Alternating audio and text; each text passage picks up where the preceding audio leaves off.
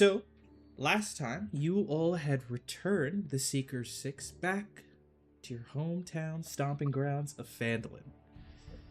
You returned victorious in your attempt to uncover the secret of the ruins of Yithrin and discover the artifact that lied within. The strange obsidian obelisk you'd heard mentions of, rumors of, that you now know named as the Crux Eternum, an artifact that represented the height of Netheril magic and innovation. Your success was not without sacrifice, not without loss, some of which you deliberated upon your return. For Ame and Kairos, especially, those marks remain. And you now have a new ally in the mix as well. One Lady Sarah, who has joined your band, at least for the time being, with, for now, aligned goals and a willingness to work alongside you. But not everything was pleasantries back in Phandelver. Some folks you reunited with were kind, like Sister Gorell. Some were a bit anxious and a bit strained, as you also, well, I guess Strike specifically, met with one Nesna. Your former enemy turned ally is impatient, not only for a repair of the Forge of Spells, but also about what went down in Yithrin.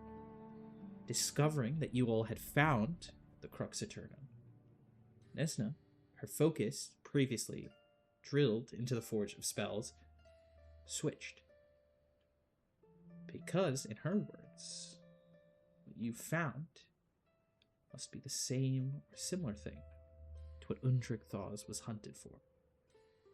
Whatever the mysterious figures that lurk in the shadows at the edges of the tapestry of Faerun. They're hunting what might be the same thing as you all. And with that warning, Nesna departed and you all returned to your daily activities, some of you pursuing downtime activities, and where we pick up at the start of this session, following that rather dark conversation, is preparations, because some of you are trying to have tea time, and I believe you're going around town looking to get ready. All the while, Kairos, you are in your room and haven't left, and everyone else is just out and about. I think Strike will say is like kind of busy handling some research or downtime activities, so that leaves Sarah, Ame, and Nixia, I believe, as the most out and about folks. And then Kairos, if there's anything you want to do, I know you were previously in your room, but if you also want to join outside, you can. But that is where we find ourselves on this fine morning in Phandelver. Yeah, there was something I wanted to do. I forgot to mention last time, because we had the dual stuff. But I wanted to see if there's like if Kairos could use the telescope that Strike made him to like look at the stars to chart movements. He wants to kind of like almost like try to find or a location or like a moment where like a meteor what's it called is it like basically when a bunch of meteors are like kind of crossing our plane. Okay. Go ahead and roll a investigation check. I gotcha. For context, this is the night before. Go ahead and roll a D100. Yay. No, not bad actually. Occasionally catch like one or two, but that's about it. This is Faerun. There are occasional like meteors that you catch in the sky, but nothing super big, and also not a shower. Oh, thank you. That's the word I was thinking. I was like, what is the term for like, yeah. Okay. Yeah, I like the goal of it is a meteor shower. Oh, Yeah. But the goal of it. Kairos has not been showering this whole time. No, he's a cleanly boy. Disgusting. Oh But yeah, like basically he's just he's gonna like note it down, chart it in his like specific binder full of stars. Yep. Um, and he's just kind of trying to see when the next possible like moment is for like a lot of like meteorites to show up. Okay. Yeah. So that'll be like tracking here and there. We'll call that Yeah. like a downtime activity. Yeah. Yeah. So for now, you don't see much, but if you want to spend dedicated time, they'll kind of fall into one of those tracks as well. Okay, sweet. Anything else anyone is doing here as you're all in Phandelver? Chilling. Shopping trip. Oh, shopping trip. This is the night Except- before, or are we in the morning after now? This is That's the true. next day. And Oh. also, next day after your drinks. Yeah, I know. Huh? What's happening? What are you doing? Worry about it. Scary. Yeah. I agree with Corinne's shopping trip, but go ahead. I'll let you go first. Yeah. It's mostly inconsequential. Dixie has decided that the garden is now her room, so she wants to go to a florist. Okay. That you can totally do so. Yeah, there's probably a couple folks here. So you all start heading down. I'll say it's like, because you mentioned before you're interested in hosting this, so it's in this case Nixia, Ame. I assume you guys are going together, and then you'll probably also have one of the folks from the manor, Buck, who's kind of in charge of food and drink, also tag along. And I know, Ame, you were also interested in maybe getting Bart on board, but for now, it's like you three kind of heading down to the town center. The manor is up on the hill, right? So there's like, you kind of see everybody. It's like the morning, you probably do some routines, get ready, and by that point, you can see folks are out and about with, goods for sale, whether that be produce, food, meats, clothes, all sorts of items, because Phandalin is a lot more bustling and booming these days. So the three of you are going to head on down. I'll ask, does Lady Sarah join in this shopping trip, or you kind of stay at home? Yeah. Same with Kairos. Oh, no, I would join. Definitely get a first-hand experience with the surface civilization up here. Okay. Yeah, and I would wait until they leave to come out and start doing stuff. Okay. So once they're gone, there are other people that live, that are in the manor. Just quick. Yeah. But you're Mhm. cool with like once they're gone. Just want to clarify. Yeah. Me that like I'll come out and don the mask. Oh, like got it. So yes, you Yeah. have a simple one crafted, probably like woodwork Yeah, or something like that. Like that's probably the quickest way. Yeah, I think it's like a prototype for what like Strike's making, like an initial Like a design type test of deal. Yeah. Yeah. like something more in the design of, but not in the with all the other components. Okay. So you head on out, or sorry, you head on into the manor, and the rest of you are strolling through town, and you see all sorts of wares and items being sold. And so you're looking for flowers, Nixia. Ami, what are you looking for? I think I'm looking for anyone that sells like food-related items. That's also probably not from here, because I'm imagining like Phandalin now is just becoming like a hub or something like that. Mhm. So I'm mostly looking for merchants or caravaneers that do not belong to Phandalin natively, so I can kind of see what they have. Yeah, you get a few areas that you can tell are from folks selling stuff from out of town. What I'll say is go ahead and you give me a perception or investigation check. I'll actually say you can do perception investigation if you're like going more off like visual cues or like investigative clues. You can also do persuasion. If you guys just want to ask people stuff, you can ask people stuff. So I'll say for Nixia and Ame, up to you which one of those skills you want to use, but go ahead and make those checks. And then Lady Sarah, is there anything you're looking for? Nothing in particular. Just sticking with them, taking the sights and such. Okay. Persuasion. Could I maybe? I want to like try to talk to people in the sense like, oh, well, like you're not from here. Like, what can you tell me about where you came from, and what is it that you sell? And if you don't have it, could you tell me who might have it? Because I'm imagining like as merchants, they probably are uh, connecting with each other and talking to one another. So I want someone to point me eventually in the right direction. Got it. Yeah, exactly. Like kind of going around asking those questions. Hell yeah. Oh, my persuasion is a plus 12 now. Oh god. Oh my god. Okay. Whoa. Whoa. Ame is just laying it on thick with these. Oh my god. Like even all the new folk. So first, I will say you get a little bit of a pulse on what's happening here because you specifically asked about outside folk, right? So you're kind of seeing that Phandalin, compared to before, has a few new kind of stalls and merchants that are making sales here.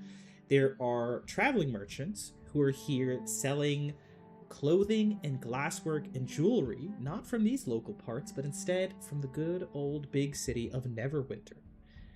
And off to the side where food is being sold, you recognize that though there's like local like meat and butchers and things like that, right?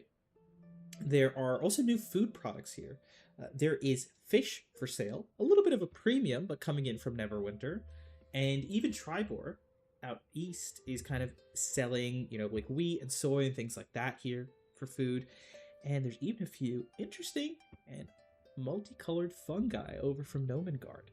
So a lot of variety there. And again, in terms of like, there you can see clothing, leather like armor and pieces like that, some metal smithing, things that are coming from, again, Neverwinter, Tribor, and Nomengard is kind of these common trading areas. And what exactly are you looking for from these out of town like merchants? Definitely tea leaves, because I think Ame. I'm not looking for what I need specifically, because I think Ame is kind of going into this with the intention of putting everything together himself. Mm-hmm. So like if I can find individual like teas and like blend them into what he has in mind, that's kind of the route I'm going for. I'll say on a 30, you actually are able to pick up here and there little bits, right? As more from like the esoteric kind of merchants who are carrying like a variety of items. But some of the folks with more than you would have expected are actually not complete out of towners, if that makes sense. Because it's a stall that some of you have been to before that's gotten a little bit bigger and kind of a little bit more attention.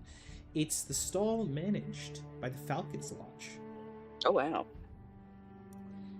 Because you see, they deal with Neverwinter Woods, and if you're looking for, rare or important plant life, that's kind of the go-to spot. So you'll actually see the familiar site. I believe he's still the one here. Where is he? Is there a map? Oh, of Zyres Folklaw. That's who it would be. Oh, sorry, you were asking for a map? Oh, no, I thought you were pulling up a map. My Oh, bad. no, you're good. I was just double checking which NPC's there, but it's Zyres Folklaw. That's the Leonin hunter. That's kind of like the representative of the lodge that tends to stay here. And I'll say also, side note, with your 30 persuasion, everyone you talk to is like, oh my god, aren't you like the swordsman of the Seeker Six? Like it's very much like you're doing a good job of making connections, but everyone is also like, oh my god, you're like the most famous member of the whole group. You're the one I always hear about. I was like, oh my god, stop. It's like there's like the craftsman, the swordsman, who else is there? And then they kind of start having to think. Mainly because we, Secret Six has had a lot of come and go in terms of the roster. And they do record that there is somebody that does record keeping and carries your bags. Oh, Gavin? But you recognize that the descriptions are a mix between Gavin and Kairos. Oh.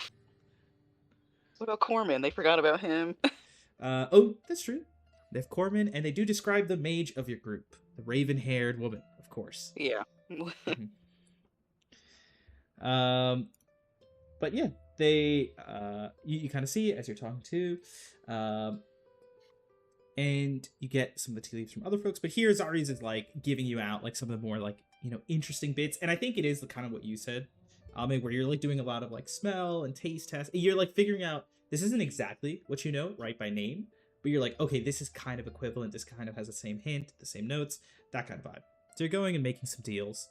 That's pretty straightforward. We can mark off gold later or something like that. But you see, Zari's looks over and says, I heard you were out of town. Hope you've had good hunts as of late. Well, maybe not the hunting that you're accustomed to, but something similar, yes. But now that we're back, we're trying to sort of recuperate, find some downtime activities that we can engage in. It's good to hear. And different hunts, the territories might change, but the instincts never do. I know you all have just the right kind. But I will say, we've been having maybe not as good luck as before out in the woods. So there's been a bit of a premium from folks in Neverwinter looking for, monster parts and the things that we kind of trade and deal in. If you ever happen to have any that you need traded away, we're happy to be an intermediary. I know last time your buddy Strike mentioned you have quite a few, so if you need some help offloading, happy to be that person. But Sort of coming to you, how would we get in contact with you? you can just come here. And he just kind of points around. Yeah, boss has me down here. Not that I'm complaining. Sometimes I like to go out, stretch the claws, but there's some perks here. I'm sitting back in town. But I should be here for at least the next week or two. I see Strike, I'll let him know. Thank you. Of course. And good luck with your tea. Let me know how it goes. Might be worth keeping an eye out for more of these things. Actually, I'm hoping to eventually get a tea room in the manor if I can afford it, but if you come across anything interesting, pertaining to tea, I mean, please, hold on to it for me. They can do. And as he's saying that, off to the side, I will note that Buck, the kind of big, half-orc compatriot who's, the, cook master of your manor, is straight up, looking at a bunch of, bones and eyes and wondering. And you recognize Ame. He's, thinking about how to make, moonshine out of different things. And you're like... My god. Wow. Just kind of oh, no. Hey, he does good 80% of the time. 20% it is. It is painful for whoever does the taste testing. But also, too, I'm sorry, you had mentioned earlier that there was fish. Could I get some fish? That's easy enough. You got now a couple of folks from Neverwinter down here selling that sort of items. And yeah, you see, over, because it's Phandelver's a big town. It's gotten even bigger, so there's all sorts of food and produce available. If there's anything else that you'd want for your little tea party. I think Ame's thinking finger foods. What can I do? Yeah. So we'll say if you want, you can grab a bunch of ingredients and things, and then maybe decide if you want to be the cook or ask somebody else for help cooking. Okay, that works. I'll grab some stuff. And as that's happening, Nixia, what are you looking for? A florist. Oh, yes, that's right. Sorry. Yeah, okay. Yes, you head on over. Again, pretty easy enough to find. You probably see the florist is nearby some of the other areas, again, with the farming folk, right near vegetables and produce. Flowers not too far away. And you see it's probably middle-aged, half-orcish woman, sitting here, long-time resident of Phandelver. And you peruse through, and they've got a little mix of flowers. And you see maybe a few that are a little bit more exotic, maybe brought over by some traveling merchants. But is there anything in particular you're looking for?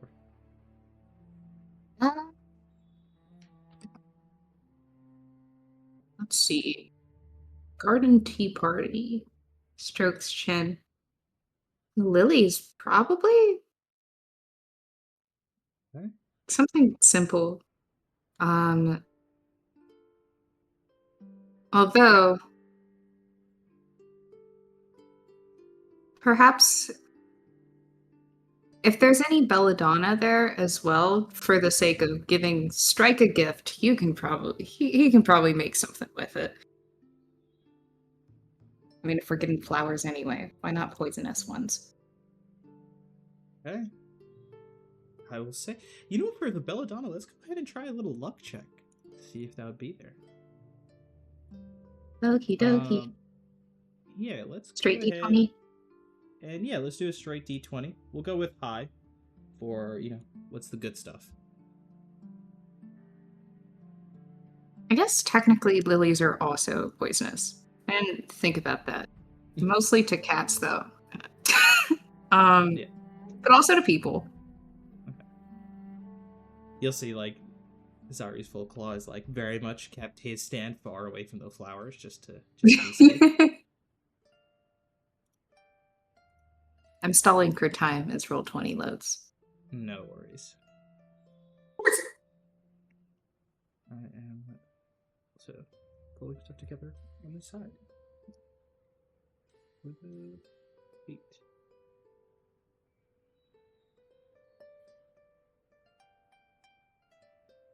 I'll say, Here's a right, you guys D20. are out and about. It's Okay. a 9. So you get lilies. That's not too hard.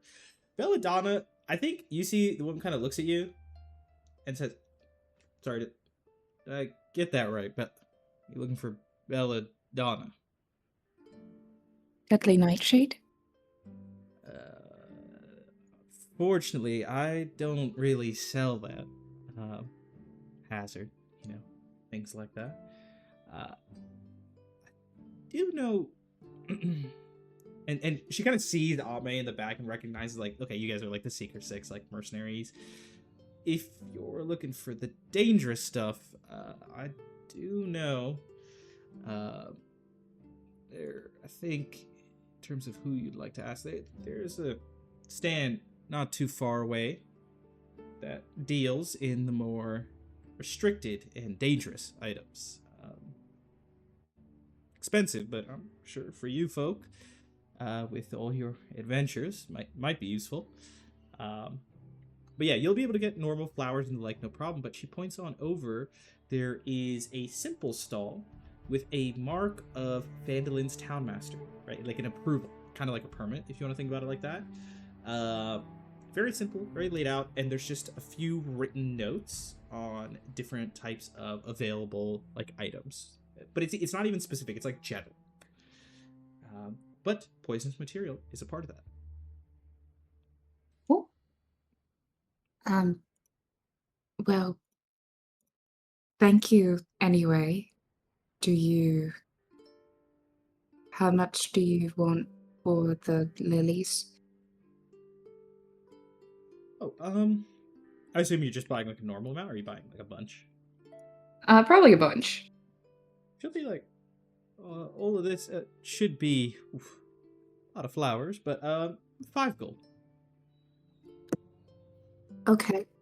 Nixia will hand over 5 gold because I now have money. Hell yeah, easy enough. And you know, it's not like the an insane amount, but it's definitely like you're making a big purchase. She's like, okay, good doing business, and you kind of go about. And I think buying the Nightshade isn't too difficult either. But go ahead and give me an insight check while you're buying that from the other stand. What is she gonna get put on the watch list or something? I just want to poison my sword.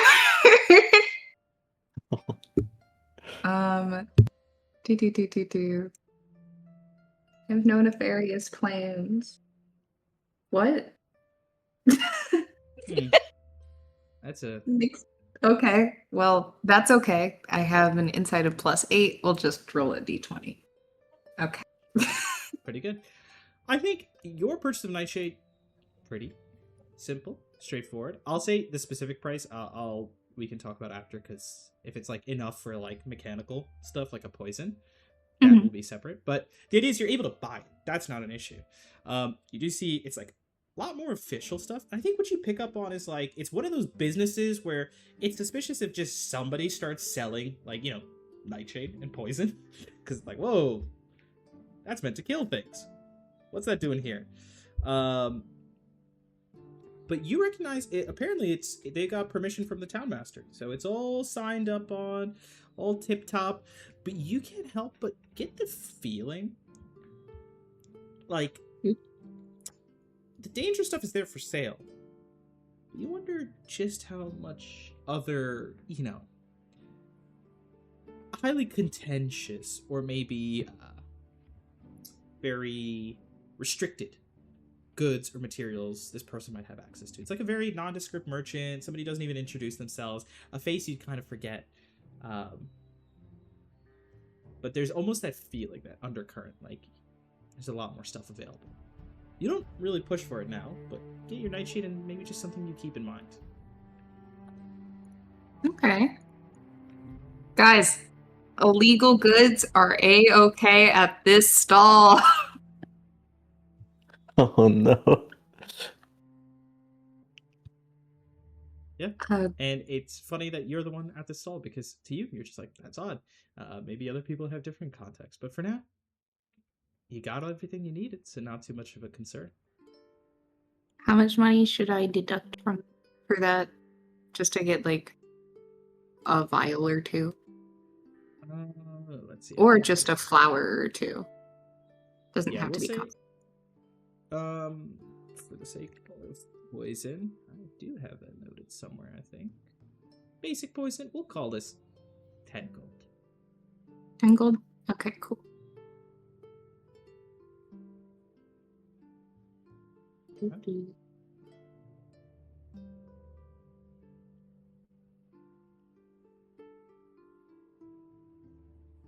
So, that... Anything else you all are looking for out here? Yeah, actually. Sarah, given their, I imagine, hasty departure from their home, lost some of their possessions. Looking around the market and such, would there be a stall or what have you for pipes? Yeah, you'd be able to get that. Yeah. I imagine find a fairly visually pleasing smoking pipe, as well as numerous patches of what I imagine goes for tobacco up here on the surface. And I This will bug say... smokes. A couple odd looks in your direction, but seeing the Seeker 6 not too far away from you, people just shrug, sell it off, nothing too serious. And listen, it's a town full of prospectors originally and farmers, and let's just say the options for smoke have only gone up, not down.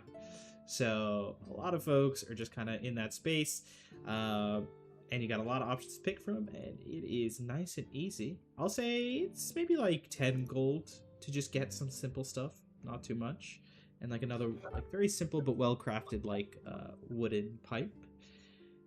And In regards to like the various options, how many are there in total? I'd say, considering you have some out of town folk, and like in total, there's maybe like 3 little stalls, right, where you can buy a pipe. There's probably one or two that are explicitly like woodworkers, right? So all their stuff is like different wooden items. Oh no, And I then there meant might- specifically for the different types of the tobacco. Let's roll the dice.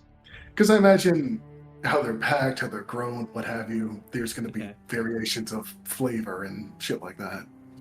Well, actually, they're out. So there's like 2. There's 2 options for 10. Damn. They're waiting on harvest. And yeah, you get 2 different options. Yeah. Yeah, I'll get a decent amount of each. Okay. We'll bump it up from 10 to 15 gold. Decent amount. It's the good stuff. So It's the stuff that hasn't sold out, and that's more so because it's a little pricier. But yeah, you're able to get that. A few like older townsfolk who are the ones kind of managing these stalls, giving you a smile and giving you a thumbs up and saying, happy to do business, and feel free to come back and leave a review. Always good to know what's working and what's not working. I like to say this is a business that you can't stay still in. Yeah, Sarah would give a nod, an acknowledgement, and join back with the other two. Okay.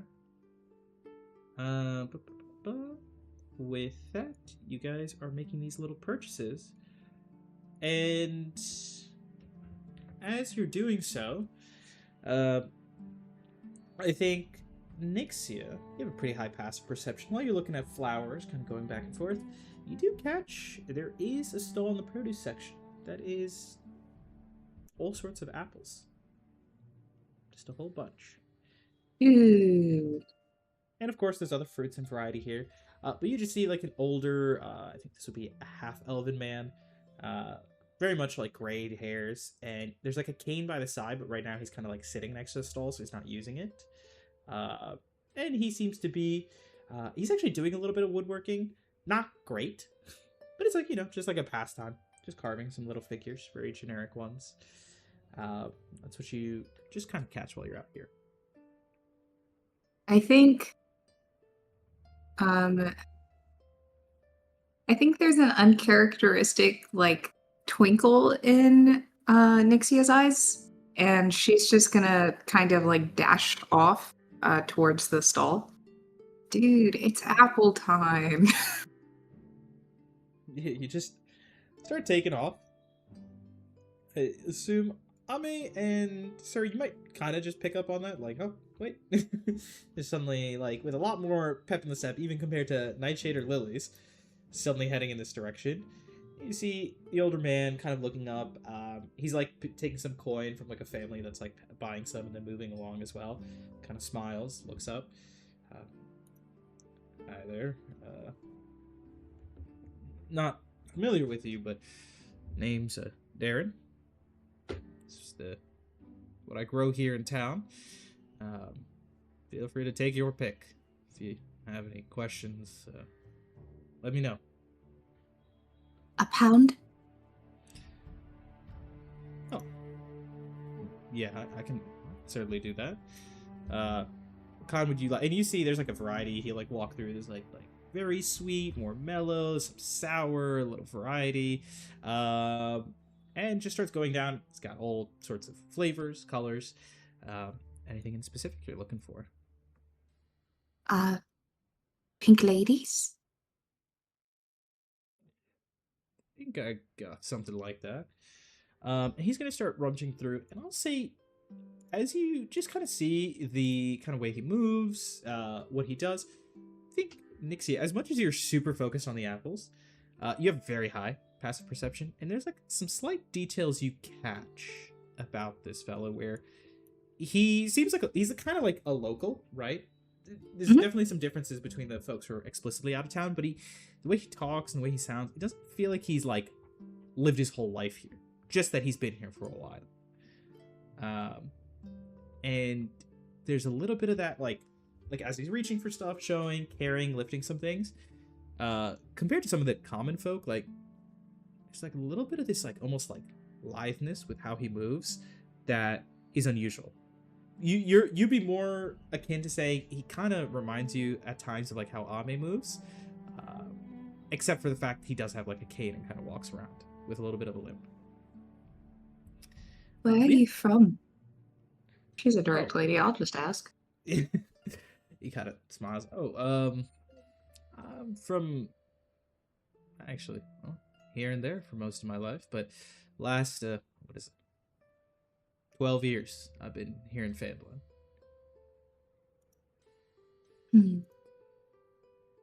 Where is here and there? You move weird. Well, had a bit of a injury, but I used to live not too far south of Eldegard, if you're familiar.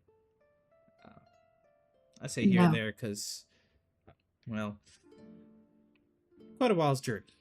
But after I sort of came of age, had to figure out what I wanted to do with my life, sort of traveled all around. Been to the High Moors, Delumbiar Vale, even had a little stint not too far from Monarach, but was a mercenary, actually, if you can imagine that, for a bit of time. Got injured a little whiles back, and came down here looking for the quiet life.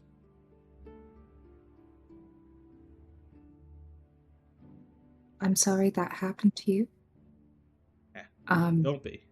It's, let me tell you, compared to making it through dungeons and swamps and deserts or pirates or anything like that, life here is pretty simple, pretty kind, especially since the folks you move with came here.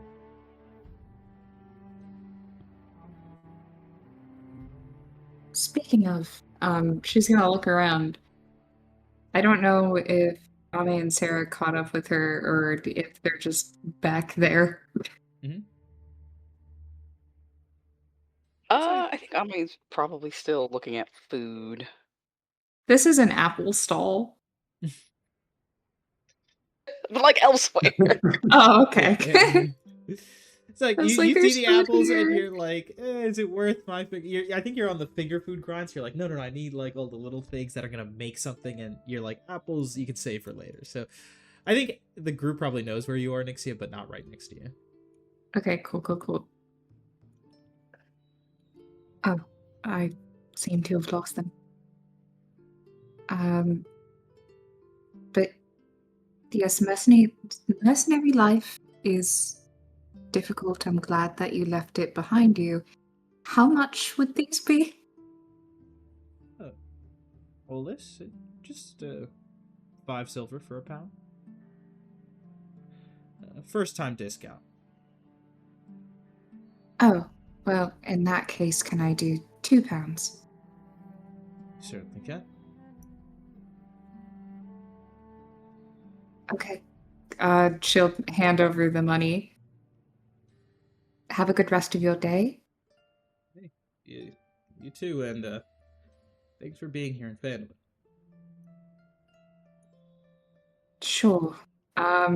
She'll nod her head and walk off. She doesn't feel like she's really doing anything to help this place. So it feels weird to accept the thank you. Guy who has only been to one location so far.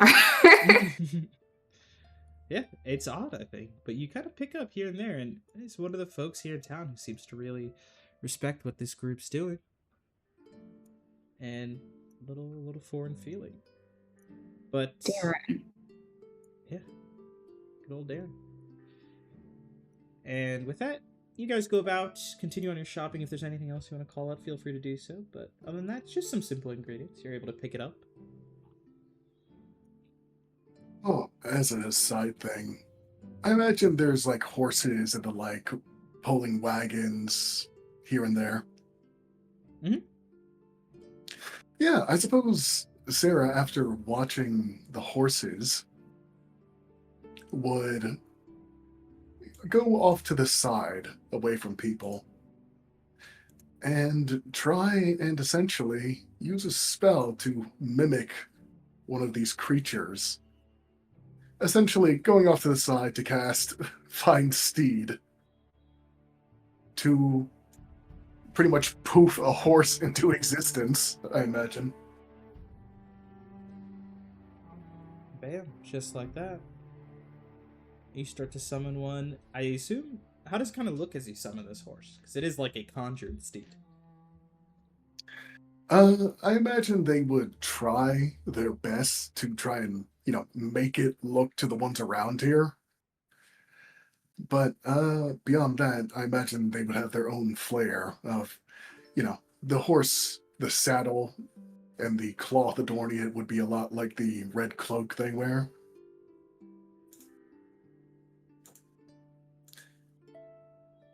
But beyond that, even though they try to make it a mammal creature, there would be odd kind of insect-like features, I imagine, especially on the joints and the like, where it has little patches of carapace.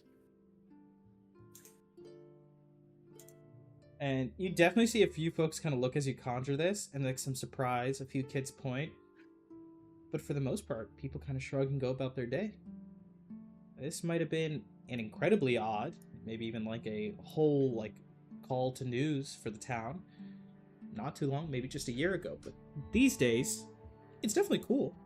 You see a lot of folks just kind of give some nods. You see Ame not too far away from you kind of recognize and give a few signs of respect. A few parents keeping their kids from running up and patting the weird insectoid horse as it like chitters. And you've got your steed out here in Phandelver. Yeah, I imagine with bug horse in tow, I'll rejoin with Ame. I think the horse does come with a saddle and like saddlebags when it's summoned. 90% sure. Yeah, that's fine. Yeah, you can say Yeah, that's so yeah, enough stuff for them to pack all the shit we're buying and pack it on the horse so we don't have to carry it all the way back. Yeah. So you guys just are able to put all these flowers, food, and like on this weird insectoid horse. And as you wrap up shopping, get ready to head back towards the manor.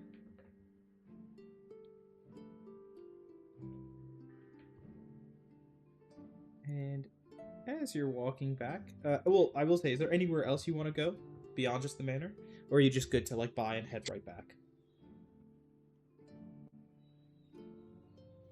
I Bart's real quick. Yeah. You head on over. Sorry. Go for it. No, I was just gonna say, I want to try to see if he's available to help me, or someone at the bar could help me with the tea Yeah. party.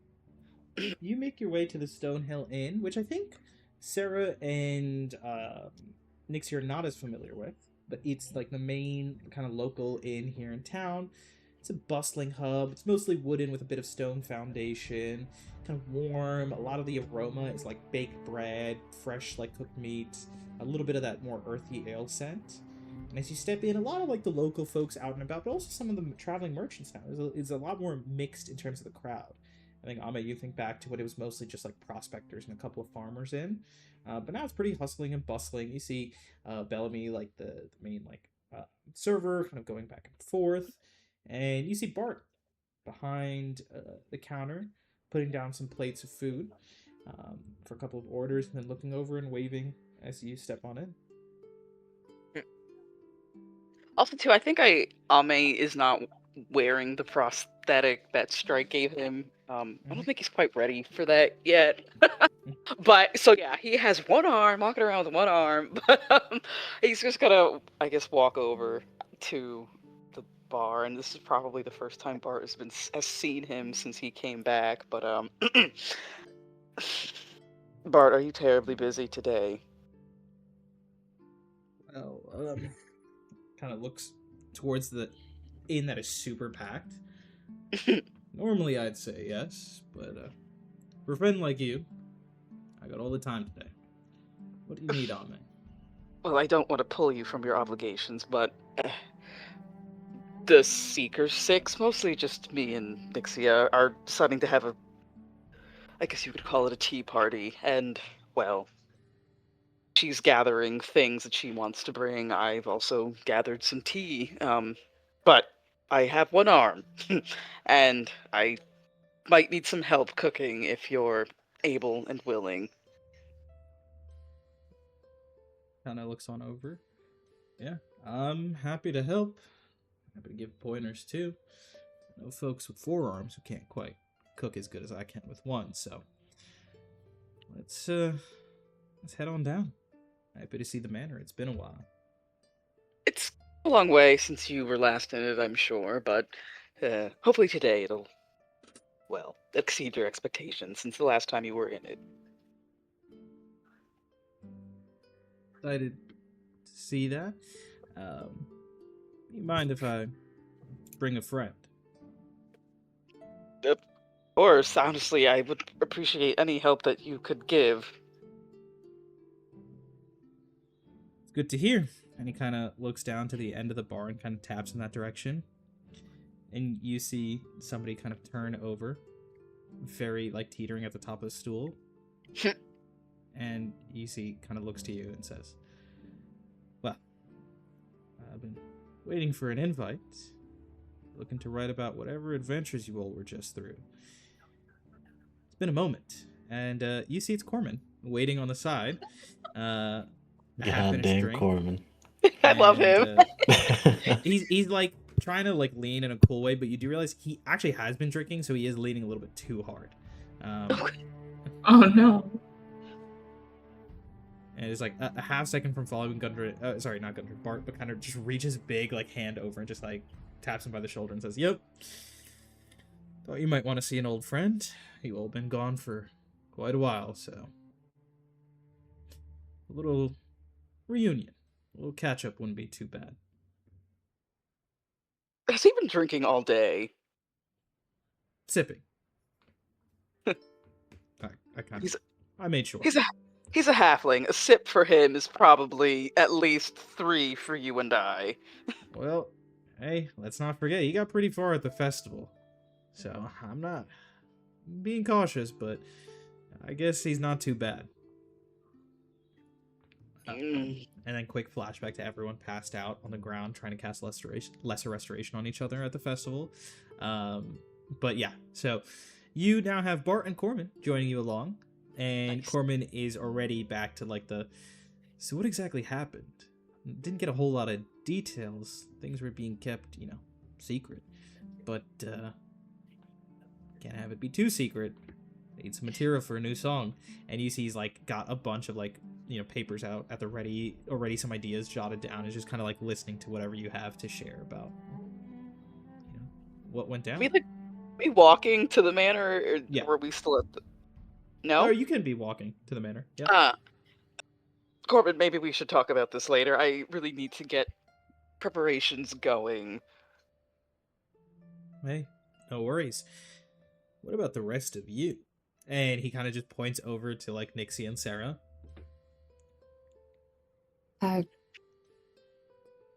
What about us? The new mysterious members of the Seekers 6. People have been asking questions, and I aim to deliver in song. But what's your stories? What makes you tick? Nixie is gonna look at Sarah and look at Ame.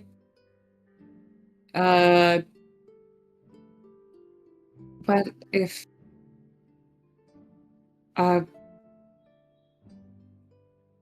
and harmless. Nixie is gonna step behind Sarah.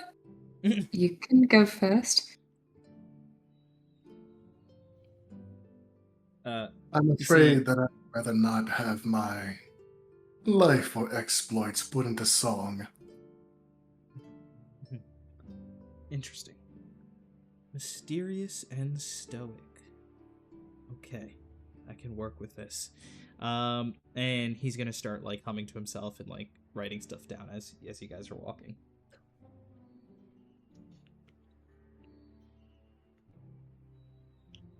But yeah, you guys make it back to the manor, and while all this is going down, Karos, what's going on with you?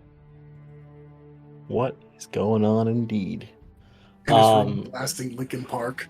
Thanks to you. I think he like so as soon as they leave, Karos will like kind of go to his wardrobe and he'll like he's had this before. It's normally he wears this like in fall or winter weather, but he thinks like, whatever, like now's the time. He puts on his like his other robes, but this one specifically is like kind of covers most of his body and has like a giant hood on it. As he kind of dons that, he puts on his mask and then he'll leave his room. And as he does so, he's gonna head to the main foyer, and kind of begin summoning like Archie and Hevel, and also his unseen servant to help him with the task of creating a teleportation circle and the foyer of the manor. So like I assume like while like everyone's doing that, Kyra's spending all that time just like creating a dedicated teleportation circle in the center of the manor. I will need some money from you. Take 50 it from the gold. group.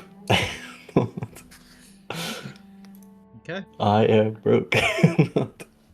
But I talked to Strike about this before. He said it was cool. Yeah,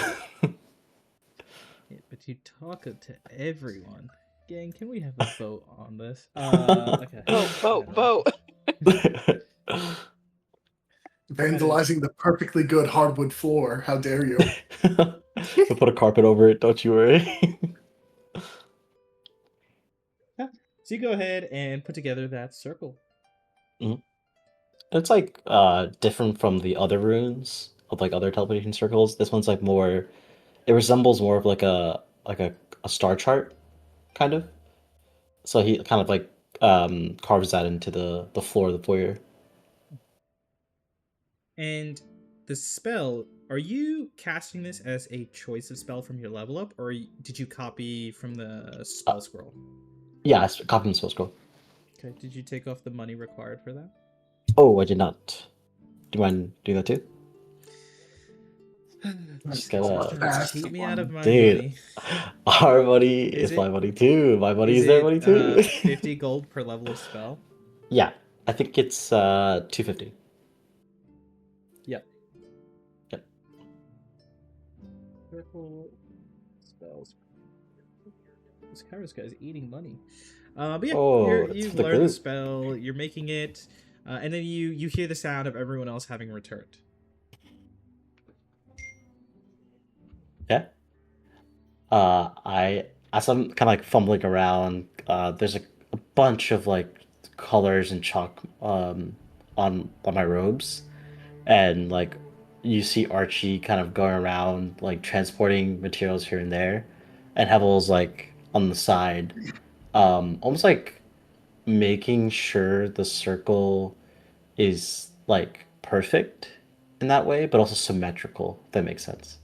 Mhm. And Kyra's kind of like looks up and he'll see everyone and say, "Oh, wow, I didn't expect you guys to come earlier.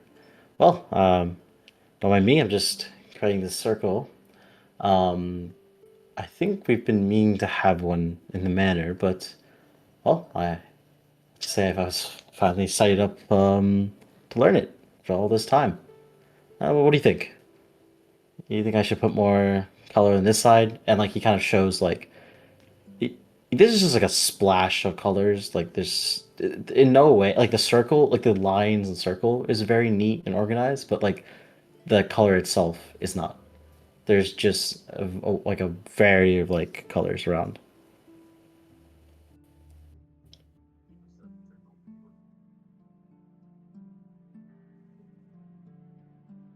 You look a mess.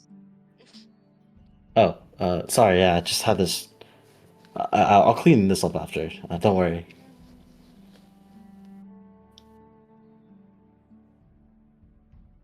Is Oh, go ahead. what Sorry. is the circle to?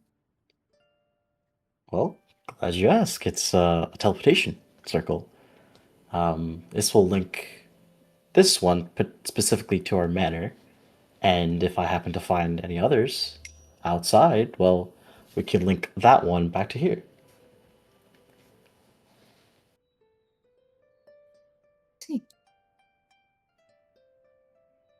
Did you guys have fun shopping? It would have been nice, Kairos, had you been there with us instead of locked up in your room like a recluse. Oh, yeah, sorry about that. Just I was just reading up on some things, do what wizards do, right? You're certainly living up to the stereotype, Kairos, but we want to see you more. You don't have to keep yourself locked away. Yeah, no, of course. Totally understand. You sound very normal. Yeah, it's a couple of days of rest and back to back to who I was. I was planning on having a tea party, I suppose. Eh, It would make me very happy if you came. I mean, of course. Why would I miss it? Do you got any straws by any chance? Wait, what? Straws?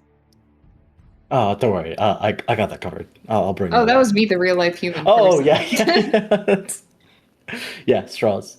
Kairos, Oh, you don't okay. drink tea with a straw. You'll burn your mouth. I Well, will.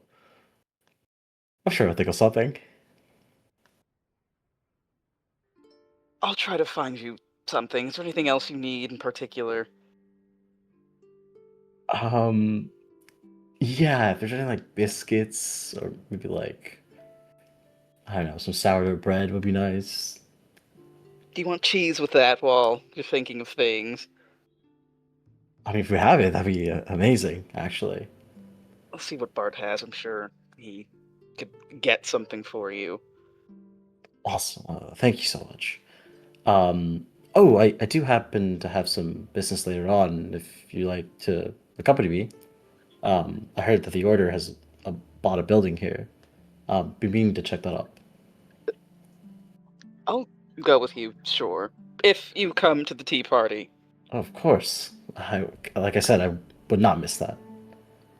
All right then, Kairos, if you come to the tea party, I'll accompany you to your newly acquired headquarters.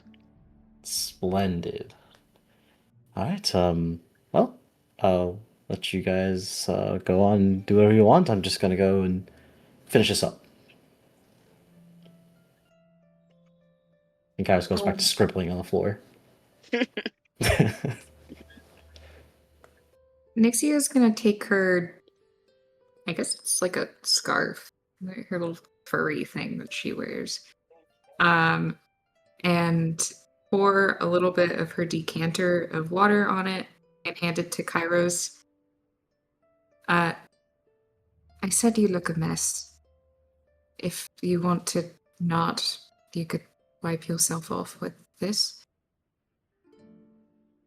Oh, yeah. Thanks.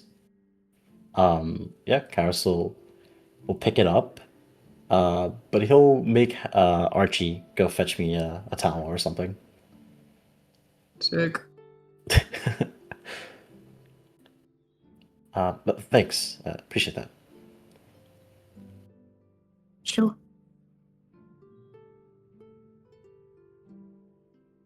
And so as Kairos continues to work on this, and the rest of you get to prepping, anything that you guys want to call out, or do we just kind of move on over to the tea party time? Do you folks have a freezer area?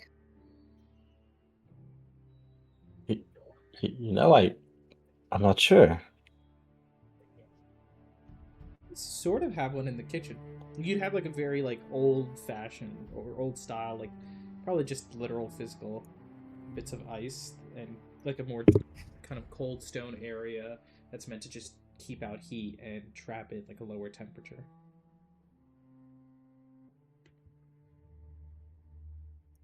Sick and dope. Nixie is gonna head off there to make a bunch of ice sculptures. I Ooh. just didn't want them to melt before said party, so I wanted to see if you guys had an ice box. That's I sick. love that so much. Yeah, That's what so the heck? cool. That's so cool. I'll even say, if you guys want, you have an enchanter, right? Rasmus from Gnome and Guard stays here. He's like the middle-aged, like gnome artificer who works on the enchantment room, kind of where he makes magic items that you guys then technically sell out in town. So it's like one of those things where it's like it's under the manor and Rasmus makes most, but you guys get some, right, in exchange for like the services of the enchanter room. But if you want, you can go ahead and have Rasmus take some time out instead of crafting separate magic items to make a better freezer for your mana, if you want to do that. Yeah, I think that'd be a good idea to have a freezer. So I'll say It's like, good for a bunch of reasons, like preserving things that Strike has taken or bodies if we need to. Oh god. Lock Kairos in the freezer. Whoa. No. I can't reach my teleportation circle then. If your cleric starts melting, you can put me in there. Yeah, I thought you could claim that as your room or something, like the freezer.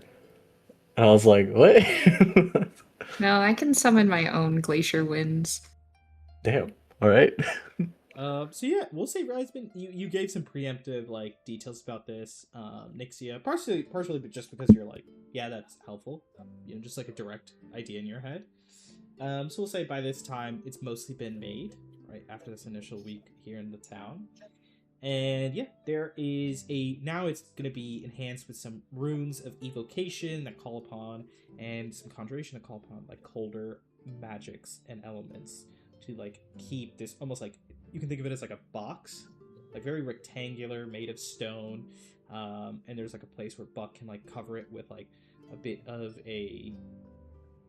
I'd say Strike with Rasmus help probably would have made like a metal sheet that acts like the lid to this like freezer box. And when I say box, I mean like it's still big. You know what I mean? It's like, Yeah. we'll call it like 8 feet long. Like it's a big rectangle. But yeah, you are able to start fashioning these ice sculptures and putting them away for like storage or keeping them at least cool. I'll say, Nixie, why don't we go ahead and roll a... Do you want to make this a performance check or some other kind of check for how well these ice sculptures turn out? I mean, yeah, I'm casting the spell ice sculpture to make them, so Oh, I don't know if that benefits me at all. I'll say yeah, that gives you advantage because you have a lot more fine control over like the magic. Cool.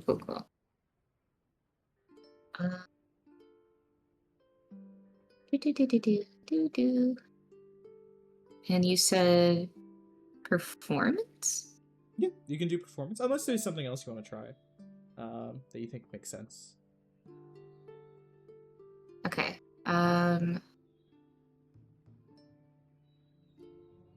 Looking at the things that she is good at.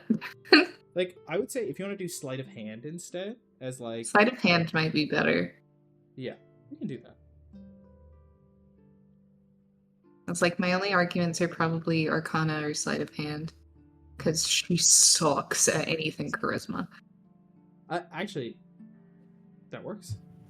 It is advantage, so we'll be taking the higher of the two, 15. And considering you're using the spell, it's really good. These are some pretty damn good ice sculptures.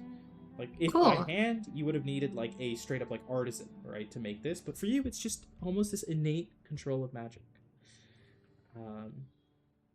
And what figures do you conjure up as this tea party gets set up? Probably just the party members. Sarah included. I think Nixia is mostly participating in the idea of a tea party to try to extend an olive branch.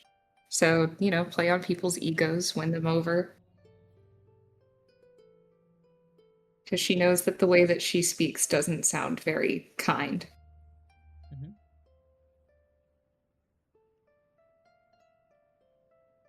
So yeah, Kairos, Strike, Ame, and Sarah. Hell yeah. So, you conjure forth these different images. Anything else you guys do to get ready, or do we kind of continue to move forward as Bard helps? Yeah. Sarah would join Ame in the kitchen, but they're not helping to cook or anything. That's for the peasants. Instead, I imagine they're off to a side table with a mortar and pestle.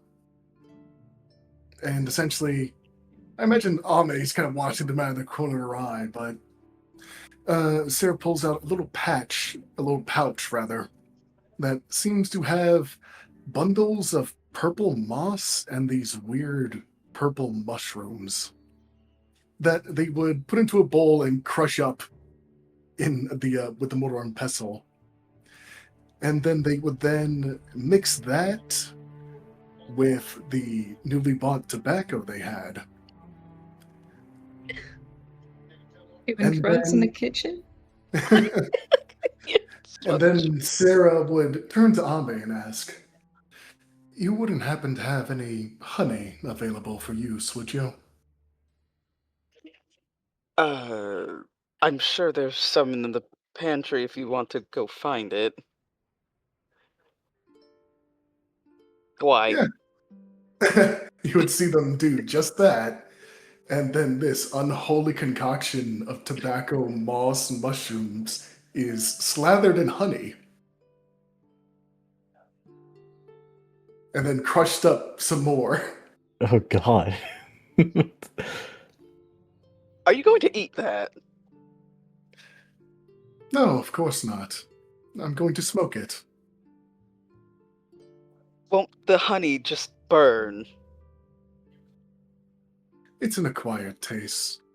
The moss and the vesper mushroom will counteract it from being too sweet. Sarah, I don't mean to be prude, but could I ask, what exactly are you? A Keltari. Which is what exactly?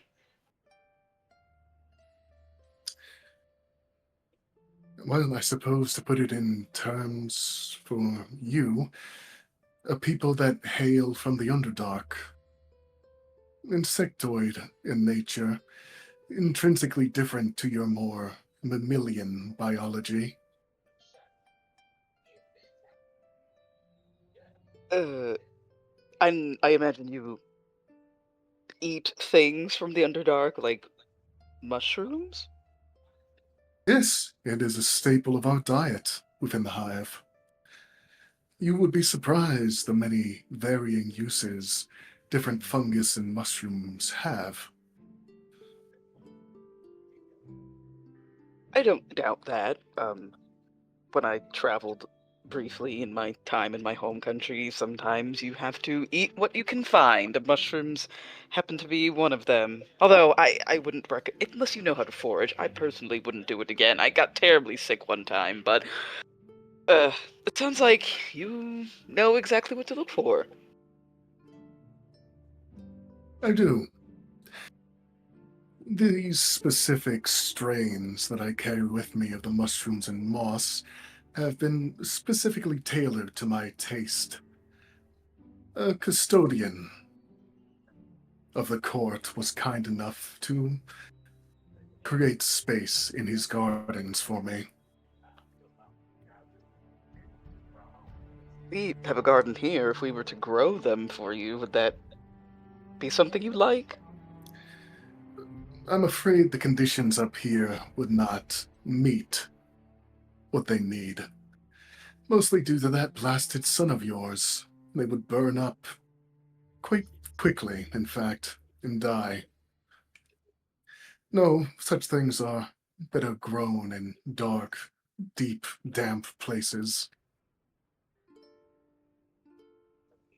We could find a nearby cave in town if that would suit your needs, or we could just tunnel a hole into the basement. Actually, I take that back. Maybe we shouldn't go tunneling into the basement. There's enough strange things down there. But needless to say, um, you seem to be welcome in the party so far. I don't see why we should start accommodating your wants and needs.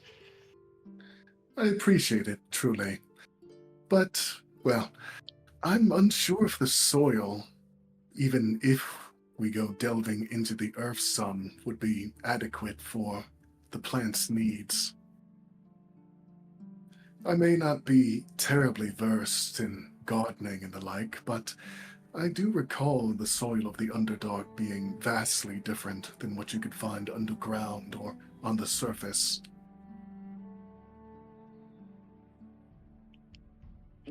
How is it different exactly? From what I can recall of my lessons, it had something to do with the metal density of nearby caverns. Rather, I believe segments of copper and iron bled into the soil from runoff from underground rivers and and the like, creating a strangely rich soil. Then again, I may be wrong. It's been many years since I've been taught such things, and, well, I wasn't exactly paying the most attention during those lessons. I thought gardening and farming were beneath me.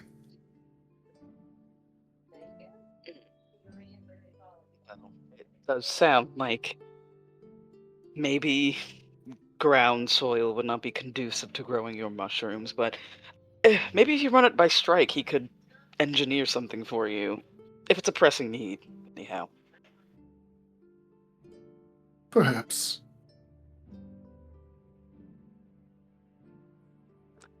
Also, do you eat food like fish? Yes, my people are omnivores, organic matter, plant matter. It's perfectly digestible. What about tea? Yes, we did have tea in the hive. I'm quite eager to taste what the surface has to offer. And also, you're more than welcome to come to this tea party Nixie and I are putting together, but in your spare time, if you could you write down something that you like to eat, other than fungus that we can't find here, but mm, what have you? Even if that is something you genuinely like to eat, I am something of a cook. Uh, if I could find something comparable and make it for you, that would be my delight.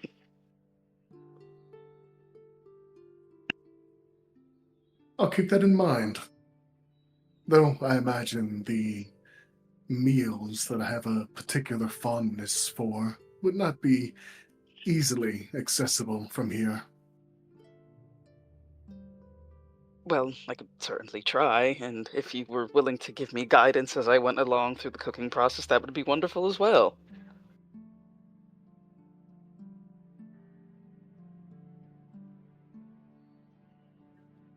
I thank you again.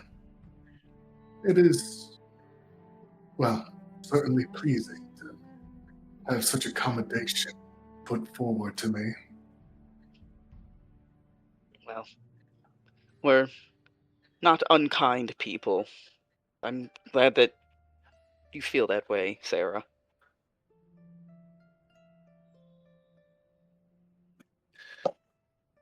Well, I shall leave you to your preparations. I'll come fetch you when everything's ready. It will hopefully not be too much longer. Eh, Sarah will go to the backyard, find a bench, and smoke that sweet ganja. As you light up that odd mix of moss, honey, and fungi, and the more Tobacco, local yeah. tobacco. I think off to the side, Corman just shakes his head and it's like, people really will just have anything, won't they?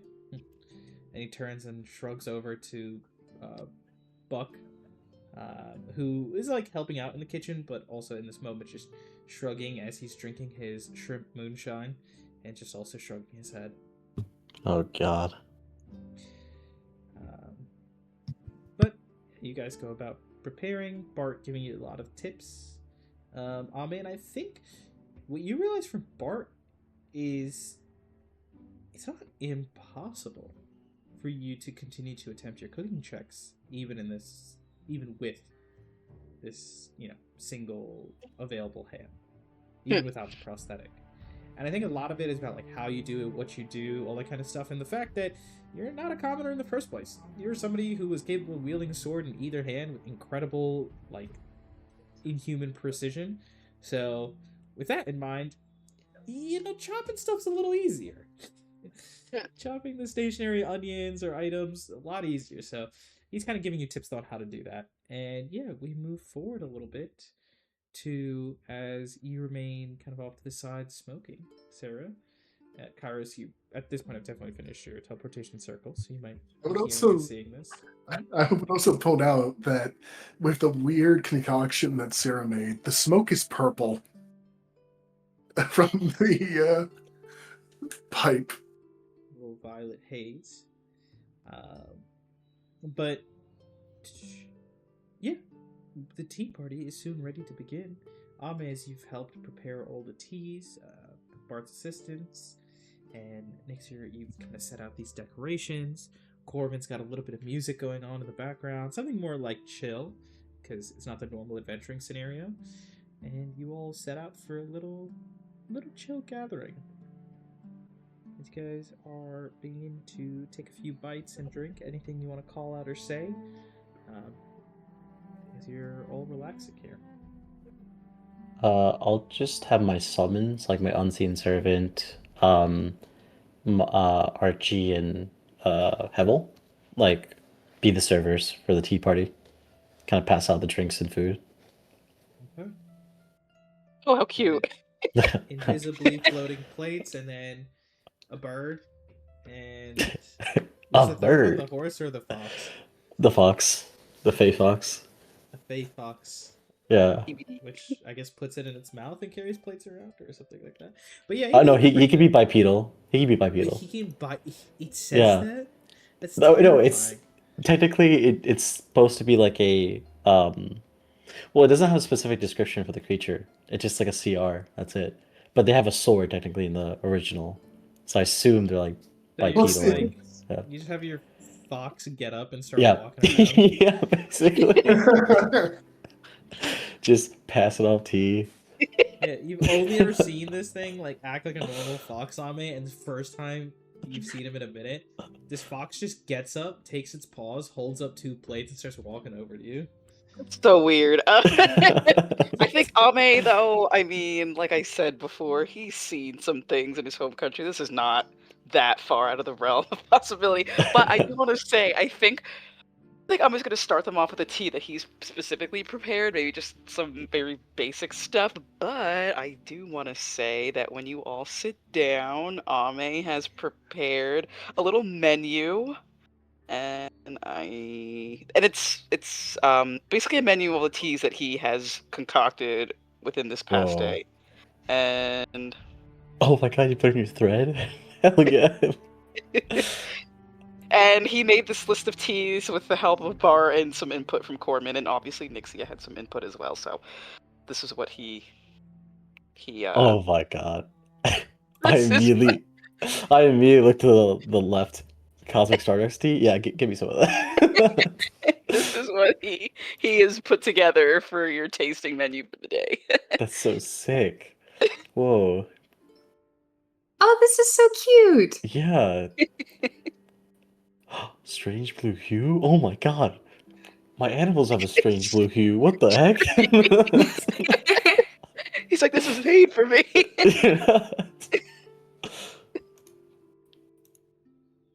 Yeah. This is actually really cool. I like the descriptions a lot. Thank you. It took me a bit to come up with that. Bolts and Screws breakfast tea sounds so unappetizing, but it's beautiful. I wonder who that's for. There aren't really bolts in it, but unless that's your thing, I don't know. Chopped with a nut. Not like that. A lug nut. Fortunately, Veda's not here to be enjoying any bolts and nuts tea. We can keep him here, just like sitting on a chair. Like I know he can't move, Okay. but like he could be there. I'm just saying. Is that Kairos' idea as you're having this nice tea? No, just that's brings a the dead player body down? me saying. No, that dead body is somewhere else. I think it's in Strike's room. Closet or something. But yeah, and we'll say Strike's here too. You know, everyone's enjoying this kind of calm tea time together. Hell You guys pick up on these different little drinks. And yeah, Ame, you and Bart are doing this. So, you know, Bart gives you a few extra little secret spices and ingredients that are a little bit above the norm in terms of their sources and what they come from. Just to give a little bit more potency to the teas. This is so cool. Should Yeah. I post what you sent me, PK? Mhm. Do you want me to? Okay. Yeah, you can. Let me find it. The Steeper 6. So, depending on what tea you get... No way. There's effects? Dude. Oh my god. Creates a bright light from the character's mouth in a 5-feet cone. Oh my god, this is amazing. Ah. Oh no, wait, I'm wearing a mask. God damn it. Peek. Hey, is the mask glowing? Can I say that? I mean, yeah, there's like a little glow behind the mask that's like coming through like the eye slops and like the bottom edges. Like a little. Like a jack-o'-lantern. Yeah. This is so Like cool. a jack-o'-lantern. I don't know if you guys have ever seen like, you know, like the red light or like blue light mask or whatever they are, like for this, like people use for skincare. It's like that amount of light is just creeping out the edges of your mask. So it's just coming out the side. But yeah, you guys feel little bonuses here and there depending on what you're drinking. Your so mouth cool. becomes a flashlight, essentially. Yeah, I mean, Karas will look at Ami and say, when did you get the time to do all this? This tea is amazing, first of all, and the effects is simply, it's also incredible. Well, when I have another person helping me, things can get done much quicker than as opposed to if it were just myself.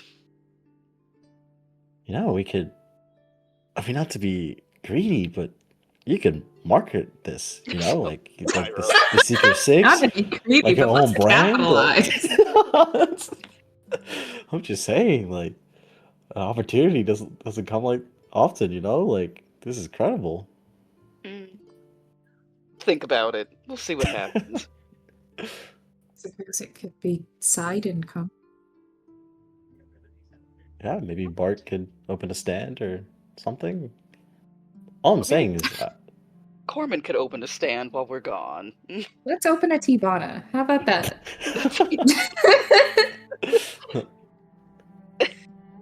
Speaking about Corbin, though, is it me or does he seem more like, I don't know, he seemed more confident than before. Does that make sense? Like, It could it's be just, the alcohol. it could be. Just, I haven't, I was kind of scared not to talk to him. I'm not going to lie. He seems different, you know? I will note he- that Kairos is saying this about the same character who literally has not flinched no matter where you guys have been. Like, he seems confident and he's just like there, half drunk, and now also drinking a bunch of tea. So he's just like both energized and laid back at the same time. Oh dear. Is Is he a friend of yours? Of mine, specifically. well, he's a friend Yes. of everyone, right? 'Cause Well, we all met him at the I same think- time. Truly, outside of the group, Corman is probably one of my closest friends. Well, that's fair. Yeah, no, I agree. Of the group, I don't... You all are still very important to me, but outside of the group, Corman is probably one person outside the friend group who I quite like to be around. Is he always a drunk? No, well, he does like to have a good time, let me put it like that, but I also assume that since we were gone, he needed to occupy his time doing other things, and drinking probably was one of those things. Sounds like a very sad dependency. Well, Uh, if he's not making money off of his work, I guess.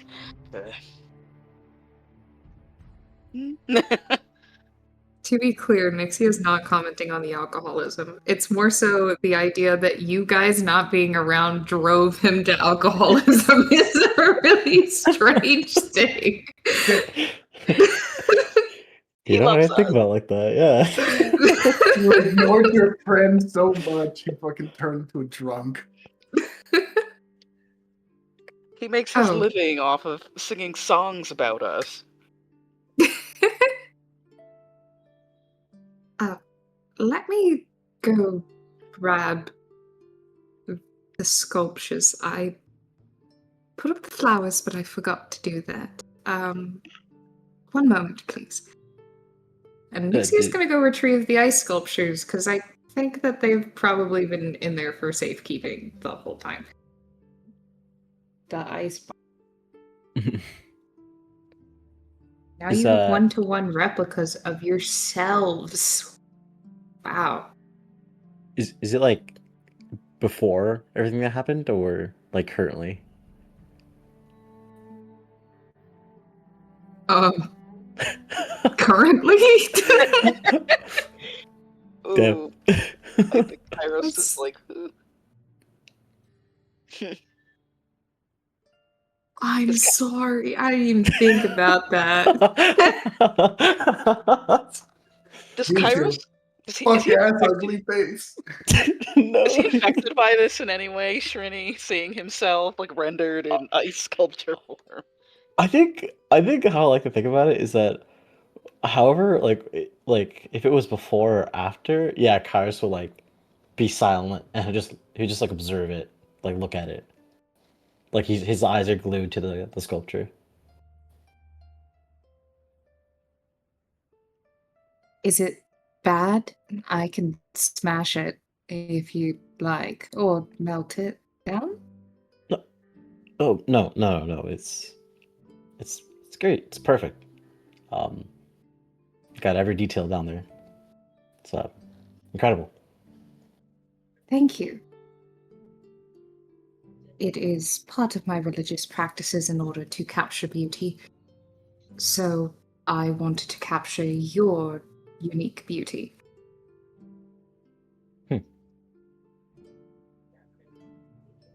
He'll think about that. Cause that's pretty cool. Yeah, I think Kara's just like stun locked at the moment. He's just like looking at it, and he doesn't know how to really process it. Face your face.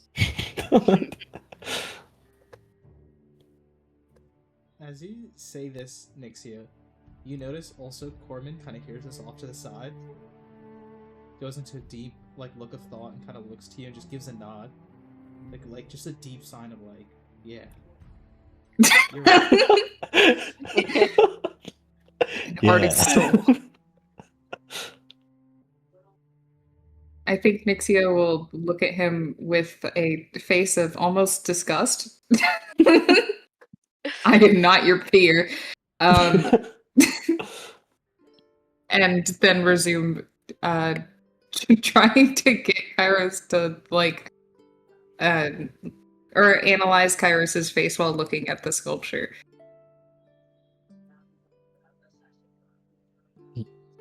Yeah, I would say like you can't see his entire expression, but I say like his eyes speak a lot. Like he's like very sort of wide-eyed. He's just like looking at every detail of it. But yeah, I mean he looks to you and say, I appreciate the thought. It really is a wonderful sculpture. I mean, it just do you intend to keep it permanently, or what will you do with it after? Well, permanent's not on the table with ice sculptures, typically, but I could keep it around if you wanted. The idea was to melt them down as soon as, well, the party's over. Oh, okay. Yeah, no, good to know. Thank you. Karis, can you look at like what other people? because like the crowd right now. I think they may have seen Kairos coming into the city, but I think it wasn't like long enough. I think for Kairos' benefit, like, can he just look to see what other people are thinking? Aren't we just like having a tea party in the backyard? Yeah, this would probably be in the manor or in the manor Yeah. backyard. So it's just you guys. Oh, I Maybe a few thought, of the folks that are working here. yeah, like Bart, and do then you mean like Bart yeah, and Corman? What they yeah, yeah. Bart just kind of has like the same pleasant smile, and I guess insight check on Bart. He's a, he's a nice guy, but he likes to sometimes keep a little calm. Insight check.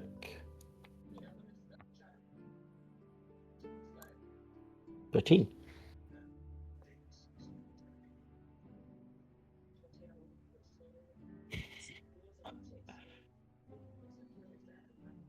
Yeah, you kind of catch that behind the warm smile, there is like a look of like he really looks intently at the statues, and there is a sign of kind of like that somber respect in his eyes.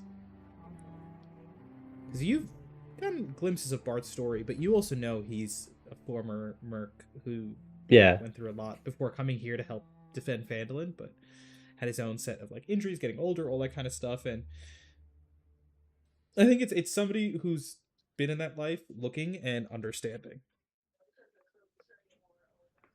Yeah, I think seeing that, Kairos will look at Nixia like one last time and say, no, truly, thank you for doing this. You'll nod. Yeah, and then like Kairos kind of like clear his throat and then look back to the group and say, "Oh well, what did you guys do today in the market? Did you talk to anyone? See anyone?" We saw the Leonin from the Hunter's Lodge, if that's what you're thinking of. Well, yeah, I was more about like thinking about of the other group. Ah.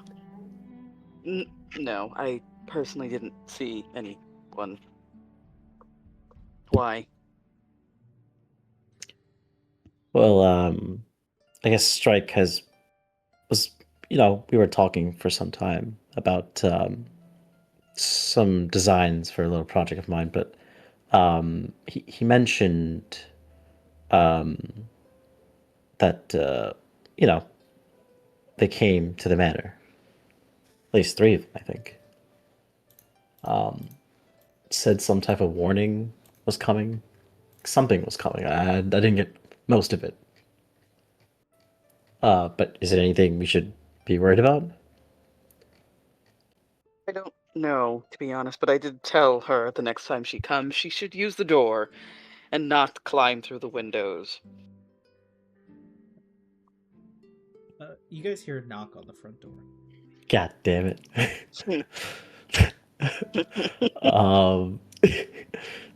I'll have actually we probably should have one of our people open it, right? What do The you mean? manservants. Get Corman to open it. You're right, actually I like that. You turn over to Corman. He's holding back tears, looking at your statues and just furiously writing. Just really, really just feeling touched by what's happened. But he kind of looks up, wipes his eyes. Yeah, of course. I got you, Kairos. I can take care of the front door. You sit down, man. You sit down.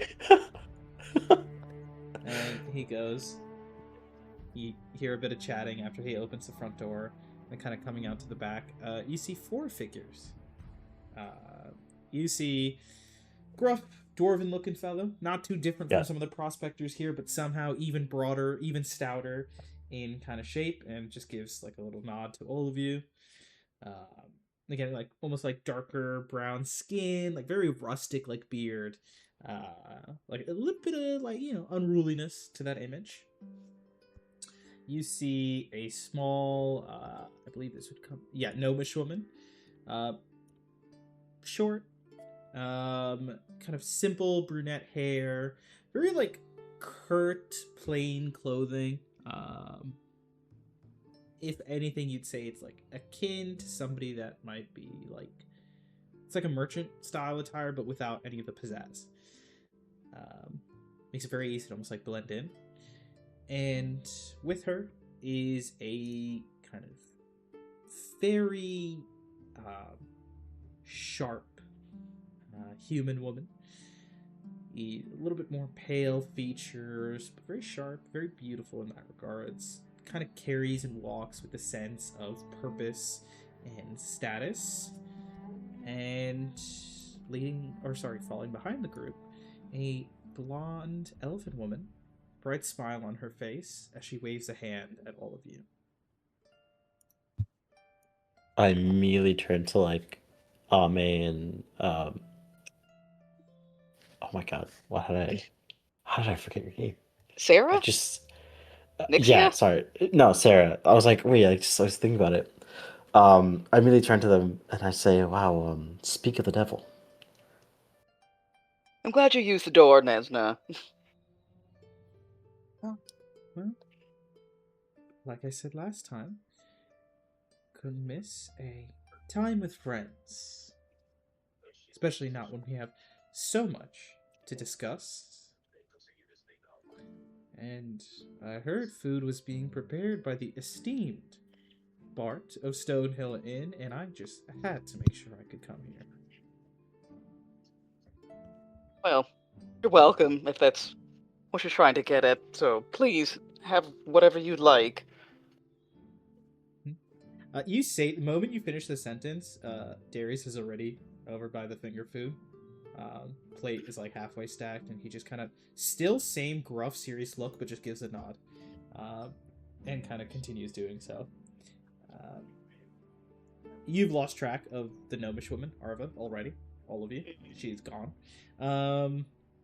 Except actually, I think the only person who would see, so nobody else really knows where she went. Nixia, she's just like off to the side, not too far from you, just sitting there eating like a little sandwich. But yeah, Nessa's just kind of smiling, looking at all of you. Please, I don't mean to interrupt. We can talk business after a little while. Who is this? Oh, it's Nesna, Arva, Darius, and Savri. Savri? Seven. You know, the other group we've always dealt with. We met them before your time, but yeah. If you met them before my time, how was I supposed to know? Oh, I'm sorry. I thought someone told you. I've been in my room for some time. I just didn't know what happened outside. You of know, the guys. You know, the guys you never met. You know. Those guys. Yeah, come on. Just a funny sentence, sorry. Okay. Are they cool with you? Absolutely or- not. But- Not? Well, I think Darius is pretty cool, but as for the others, I don't know. We have a deal going on. I guess we exchange information here and there. All right. So, draw sword or don't draw sword? Not draw sword, please. Okay. I think Kai's ponders about that. I wrote no. Sorry, Texas get yeah. text messages. No, right. Listen to Ame. He knows what's best here. So I look to the other group and I say, yeah, I mean, why wait to talk business? We just say what you want to say now. Oh, I I see Kairos, ever so eager. Is everyone here privy to our business? I mean, I would trust Cor- everyone here. Corbin starts to like get up, being like, I can leave the room. Not always good with like finances and stuff, I've been told. I mean, yeah, look at Ave. I'm cool with him, but he's yeah. I'm sorry, cool with who? Corman staying. Oh, Corbin's fine. Why? And yeah, Nesna kind of nods then. Well, I spoke to the old man, Sir Strike, about our next steps. I heard you were successful in your recent endeavor. That's wonderful news, but that does raise more questions, doesn't it? About what? I heard your once-in-a-lifetime discovery did not come out of nowhere. You had a precursor, a clue, given to you, discovered by you. Something that happened that day? The manor got attacked? Yes, I suppose. Right. Well, it's wonderful you found one of these artifacts. But if you did so because of what you saw, I'm curious what else you saw that day. You mentioned there was multiple pieces to this vision. I'd like to know what the rest are.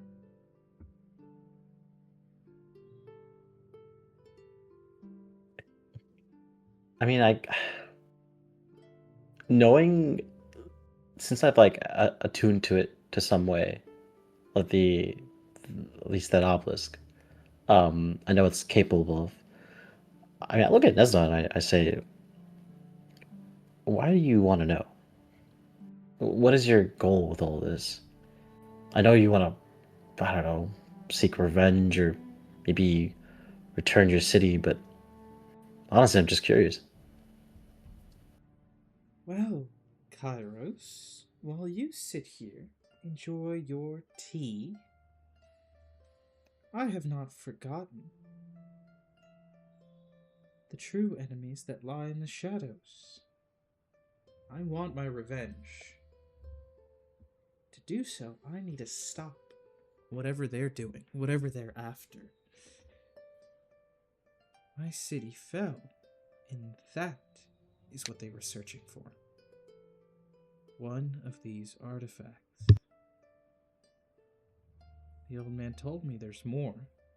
And that means there's more for us to take before they get their hands on it. Unless, of course, you wish to see what happens to Phandelver if they come here just like they came to Undrick Thas.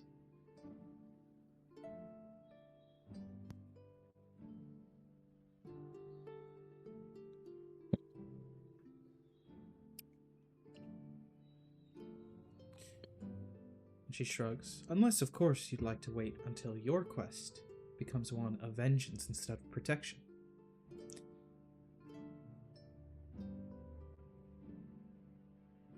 I'm just trying to think. I mean, you haven't received anything, any information whatsoever while we're gone, right? We've been investigating as before, searching for clues about those who came after you the day your manor was attacked. Care to share? We don't have much. That's the difficulty. Hmm. Those people came from all walks of life, and then suddenly found themselves converging here. Like something cracked. A switch flipped in their mind, and they wanted to come here to enact that plan. I've been searching for survivors of my city, hoping that they might shed some light. But it seems, from what Strike mentioned, there was more information to be had that wasn't being pursued. If you have nothing else, nothing new, then so be it. We'll continue searching for what we can, but if there's even an ounce of information that remains unexplored, we have to confirm, have to verify that it might not lead to something that would grant our enemies power over us.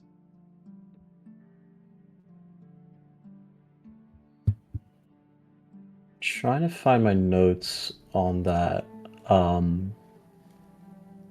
Because the only thing, I'm trying to see what we picked up. Because we saw like what we realized was a beholder, right? Like like there's a creature, right?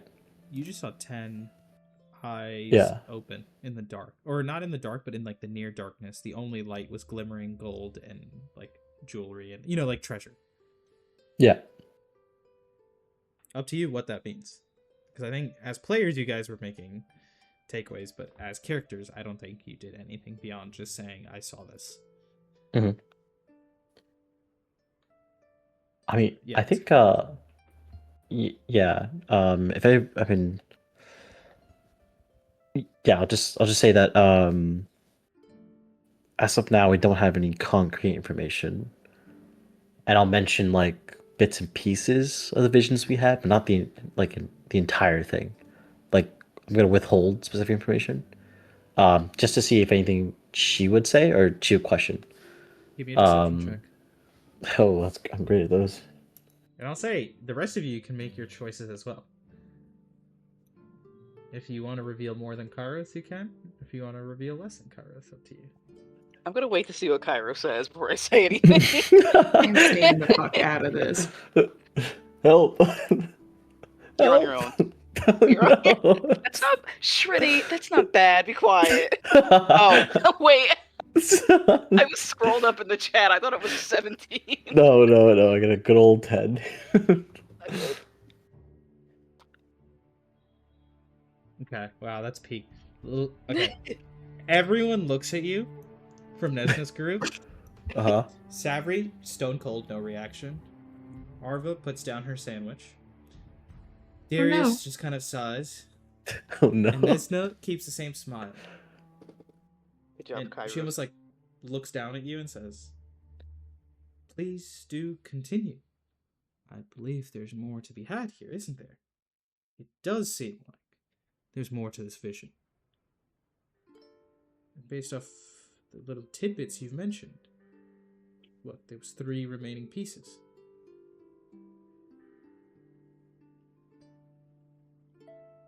Would you care to share, Kairos, or is there reason you're continuing to hold back, despite us being allies?" I just feel that, if I'm gonna be honest, I just feel I can't completely trust you.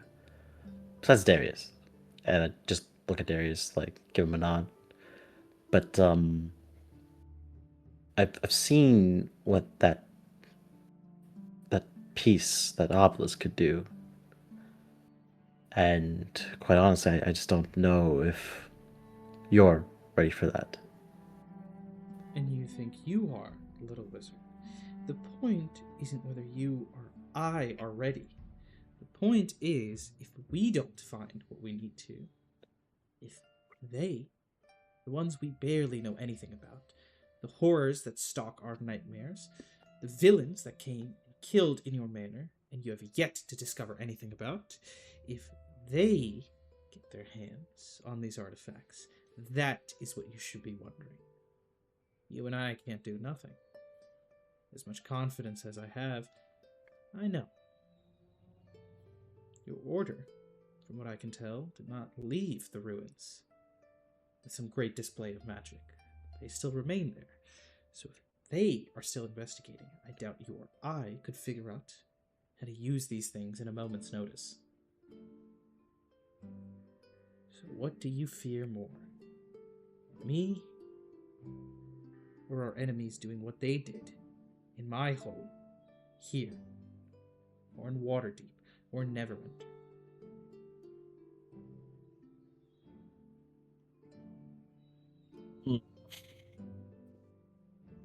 I mean, above the table, I remember Strike mentioning details to her when we first had the vision. Like, very But, general ones. Like, yeah. at the time, she was more focused on the Forge. Yeah. Because quite honestly, like, I mean, yeah, I think we would need their help to really look at, like, go after these other pieces. But I honestly don't know, like, what Nesna will do. Because it seems like she wants to get rid of them, but then I don't know what will she do after. That's my worry. That's what Kairos' worry. I think as you sit there worried, she's going to look to Ame. Yeah. Please don't look at me. No, it's She's your gonna time to look talk. right at you. Are you in the same boat as this boy? Feigning his desire for these artifacts in mistrust, in uncertainty. Eros is certainly covetous, I won't lie. However, I do genuinely believe that he comes from a place of genuine concern. But I believe that there might be something slightly more pressing that we have to worry about. And Ame is going to tell her about the vision that he had, more so like, I think that there are other forces working to gather these artifacts to bring about the end of the world. Okay. I will say everyone in this. You're just saying this out loud, right? Oh yeah, for sure. Everyone, go ahead and give me investigation checks. Interesting. I'm sure, Ame says it much more eloquently than I can, but the gist is the same. No. Oh, We did my mine and lord. it. That's crazy. I never. Yeah. It's been a Oh, long but it time didn't since we- matter. It didn't matter that I accidentally did it at advantage because it was the same thing. Brain aneurysm. Oh god. Not one. Is crazy stuff. Double nat 1. Okay, wait, I have to think about what that means. I'm not even talking.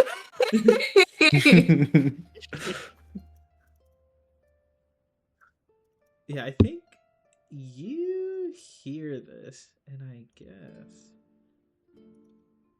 guess for Would I just draw my sword? No. no. I think it's more like I think this aspect might be Nixia. You are hearing Ame describe this vision, this portent, and I think maybe this nat one is more about you wondering about your portents. What brought you here? What visions have you seen? And when will she speak to you again? Why has Ame, your teammate for all intents and purposes, but somebody who does not seem as connected to the divine path as you, how has he seen a vision? Received some sign and you haven't?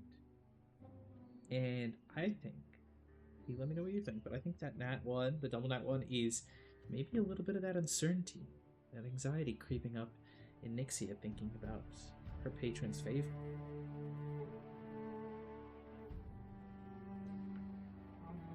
Not to totally make this about myself, but Ame, you fucking bitch. Oh my god. And as you kind of retreat into that thought process, everyone starts thinking for a moment, but Kairos on a 20. Ame, how exactly do you describe it? Like, what details do you want to call out? And we can say you're sharing the whole dream, but what do you as a player want to call out to the others at the table? More so that what you had told me before, that 1 has been found, 2 have been found, and particularly the 8 points descending on the world. I'm also gonna say I'm not gonna. Well, I'm sure the party knows, but I'm kind of want to not put so much emphasis on my patron showing me these things, but just Like, you hey, had a portent. Like, you alone had this sort of dream, right? yeah, Yeah. Well, like, not so much the beginning parts of that dream. You know, you're like, oh, yeah, I went to sleep and then I directly saw this vision. Yep, nothing happened before or after. wink, No wink. need to, no questions asked. Kairos, the 8 points that Ame describes. Well, wait, wasn't there something you saw a glimpse, but Strike described it? 8 points Strike saw rising up, piercing, pushing against a barrier, a veil. When you first saw the vision, Kairos, what did you think what Strike described? The 8 points rising up into the sky. Like, because when Strike was describing the 8 points going up in the sky, Yeah. I think originally I thought it was stars or something. You were wondering if it was something stellar, Yeah. something divine, but now you've seen one of the artifacts. Think about what Strike described. 8 points rising up. Give me a quick history check. We'll see if this bolsters what you're investigating or if you get extra information or kind of stay. Okay. Tell me what. You and Strike have been researching, right, Nethril. And you remember, you especially have been reading about a certain archmage. And the ambition that was described, the folly that is known, is the wish to ascend to divinity. 8 points rising up, pushing against the barriers, maybe not the barriers of just the material, but the barriers of what's mortal and what's not.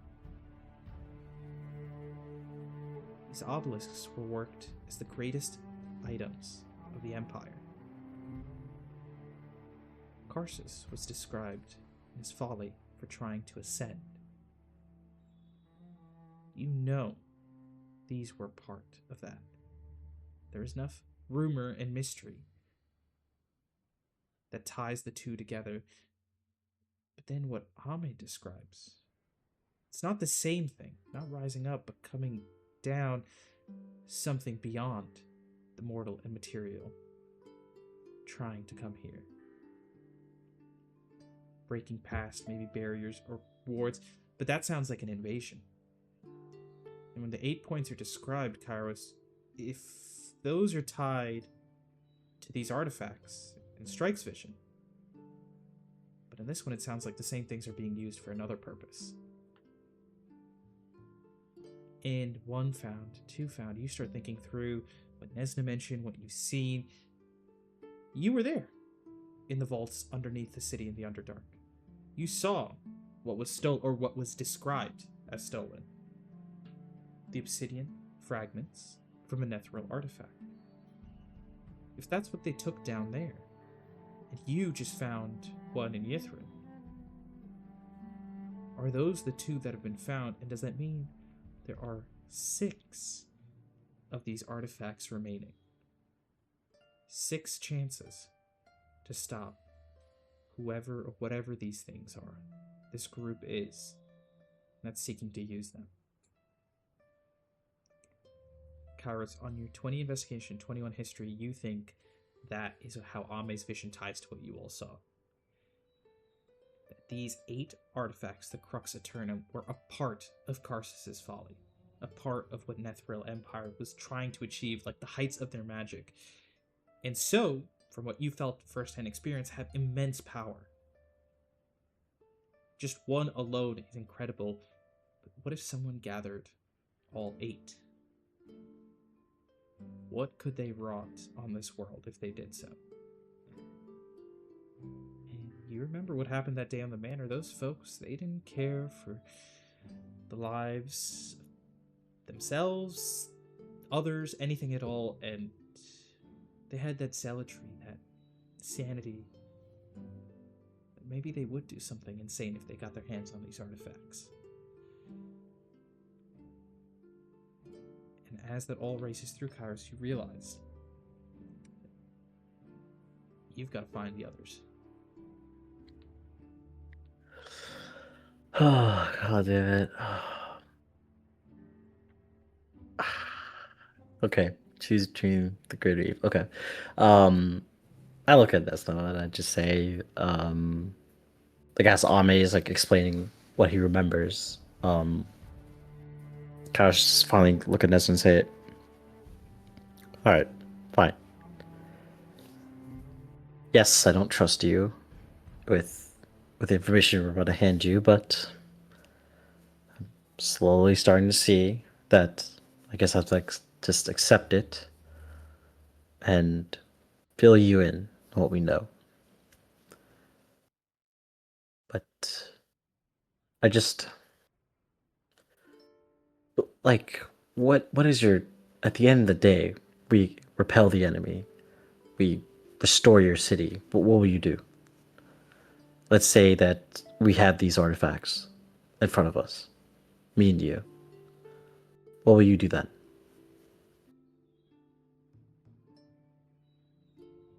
I will take my blade and plunge it into the heart of every one of those who invaded my home.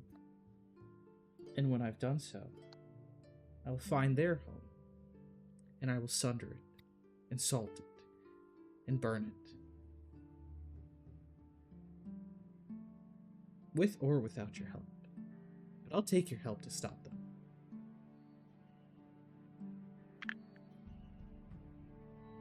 I'm gonna look at Ame and Sarah and Nixia to see like approval from based on what she just said, and if so, then Kairos will then reveal everything. I think I was gonna give Kairos a look like we agreed to be allied with them. We need to keep this this alliance going. We need to be honest and truthful. I think Nixia's face is one of distraction. I do not think that looking at her helps you at all. Yeah, then I'll just reveal it all. Yeah, I'm just worried, but I will Kairos will reveal it. About the visions they had, about how the swamp connected to where we went to, and with that information, we kind of talked to the order about it. So after revealing all the information, I think Kairos at the end of it will just propose something to say if they can include the order in on it. That they need some sort of like military force, not just theirs, to prepare for what's about to happen. Bring whoever you must. I will find allies as well on my end to assist us. Use whatever resources you have. All that matters is finding these first. But a word of caution, Kairos. I remember how the mages fled from my city and let it burn. I hope your order is not cut from the same cloth.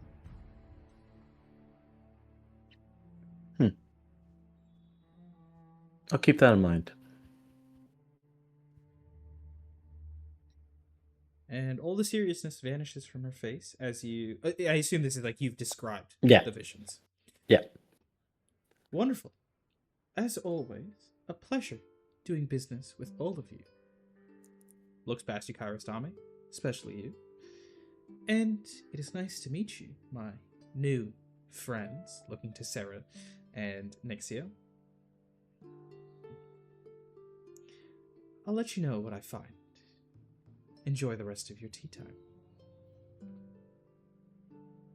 And she'll start heading on out. I'll just say, Will grab like 2 more sandwiches on his way out and just give you another super serious looking nod.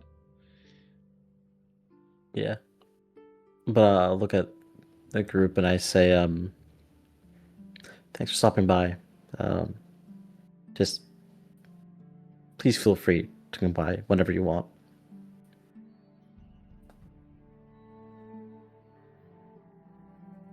I appreciate the open invitation.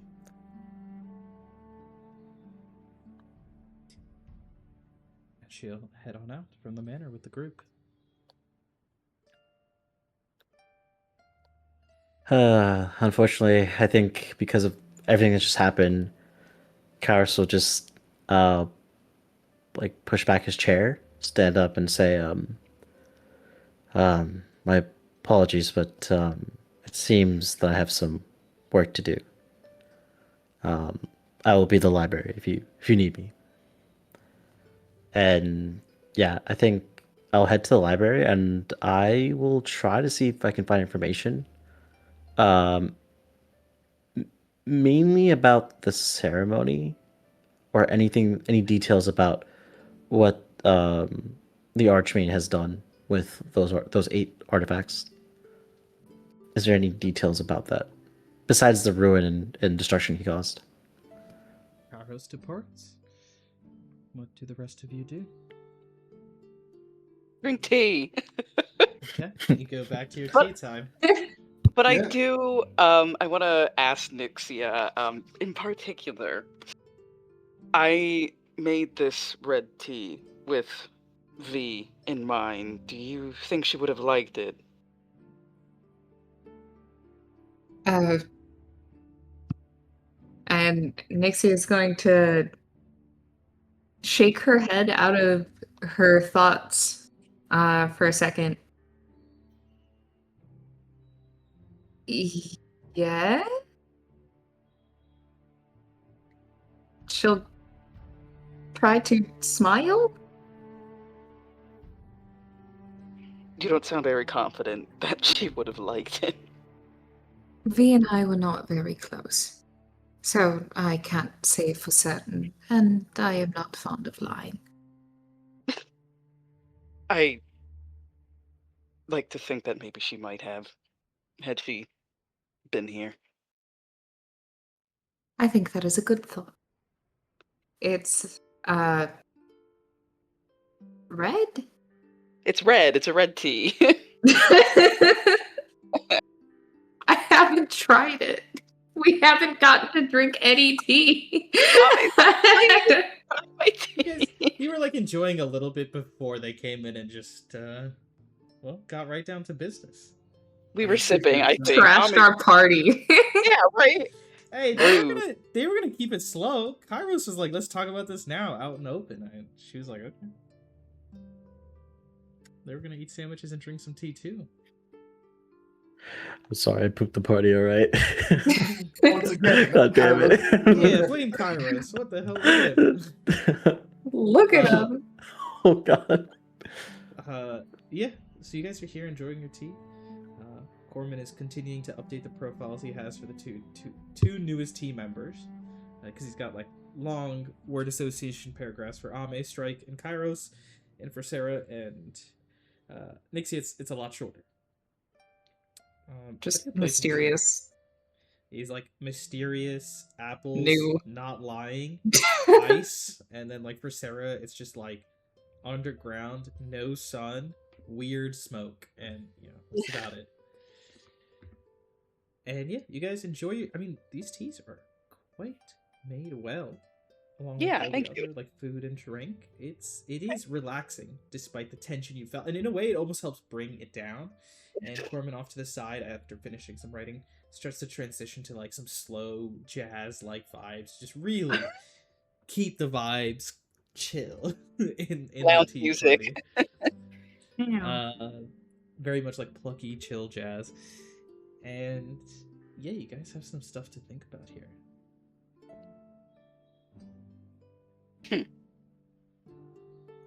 Did they say where they would be at all, Nesna and? You know where they live, like where they stay at. They have like a place here in Phandelver. So you Okay. assume that's kind of like where they'd be at. They're like in town residents. Mm-hmm. Right. Ami's gonna drink his tea. He worked very hard to make all these. Yeah, we spent the whole session just about planning this silly tea party. Yeah. And I He mean, wa- Kind of ruined. you continue to drink and enjoy. It's a calm time. And is there anything you guys want to do or talk about here as the temperature cools down a little bit? Not for the tea. The tea's still warm, but like everything else. So, Sarah, Yes. how do you like it up on the surface so far? I've enjoyed my time up here thus far. It is certainly an experience. You said you were royalty, right? Yes. Heir to the throne. How did you like that? Did you like that?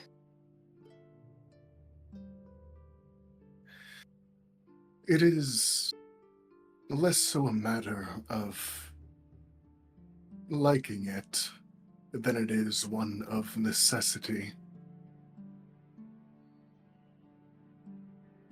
That's not to say that there wasn't aspects of my life in that position that I didn't enjoy. Quite the contrary, there is many fond memories I have. But it is less so about enjoyment and more so about purpose.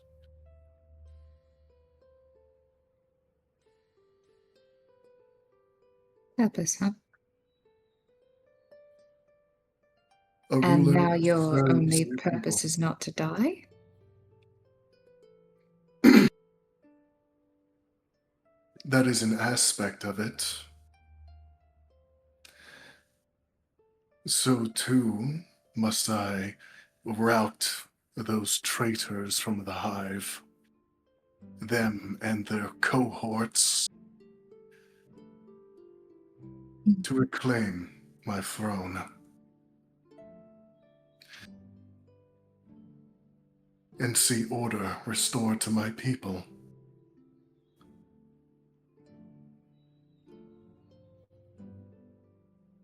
See? Well, best of luck with that.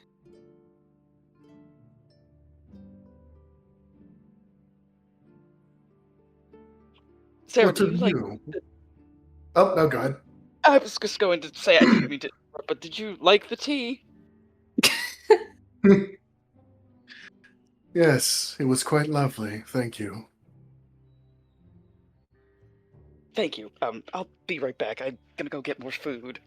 And I'm always gonna go get more food. Oh, goodbye. Be back. I'm just going to restock the table. That's all.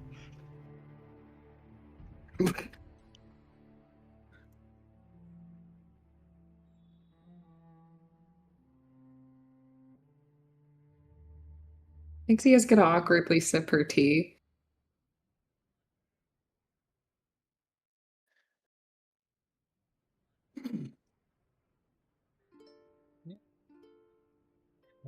Yes, Sarah, Nixir here. Is there anything you two discuss, or does it just remain awkward silence until Ame returns?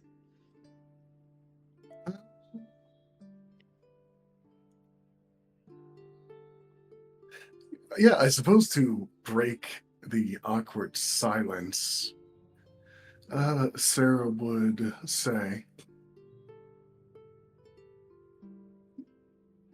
given your interest, would you perhaps like to hear an amusing tale of my homeland, an experience of my youth? Sure. If you would like to talk about it, you surely can.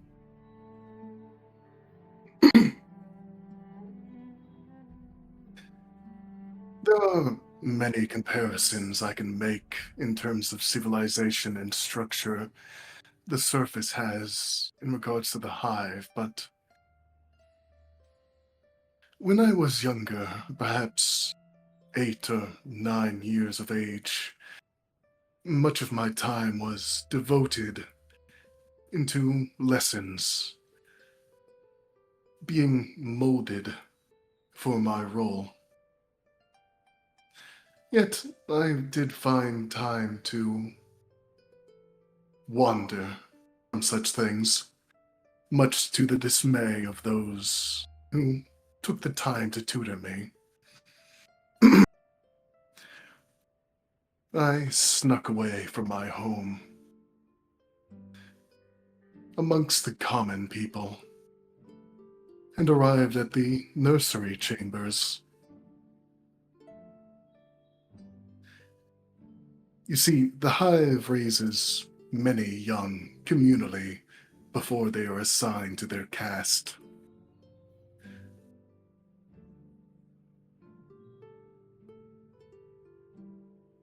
I informed the attendants there that I wished to inspect the facilities.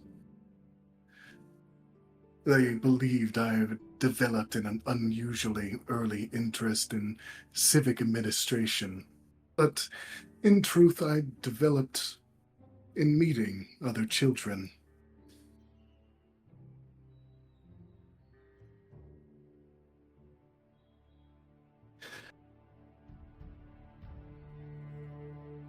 Whereupon which I met others.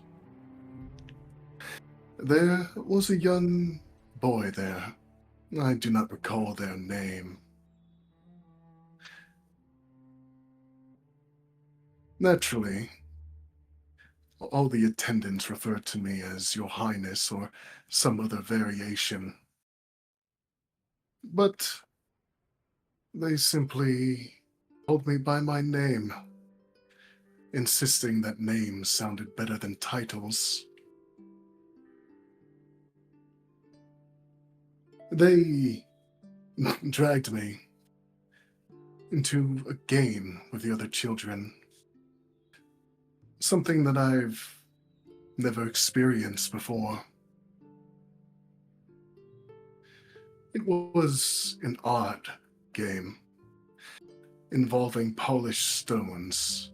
The objective was remarkably simple: to stack them upon one another without allowing the tower to fall. Naturally, I lost repeatedly. I possessed absolutely no aptitude for it.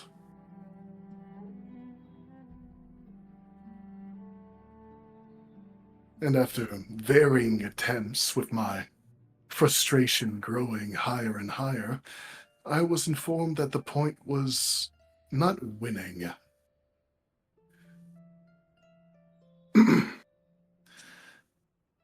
I thought that they had misunderstood the rules of a game, a competition, and, well, they looked at me quite strangely for that.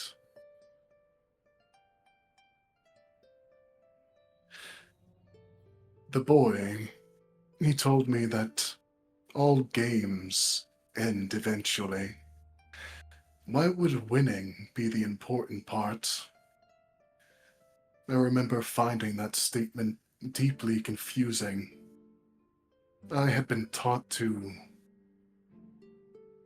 well, perfect purpose. That my life was to be focused on victory, improvement.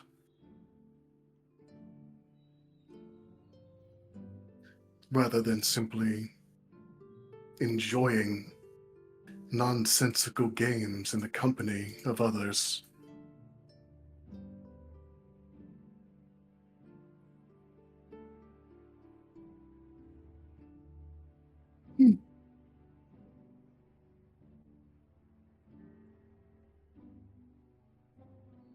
Did you learn that lesson?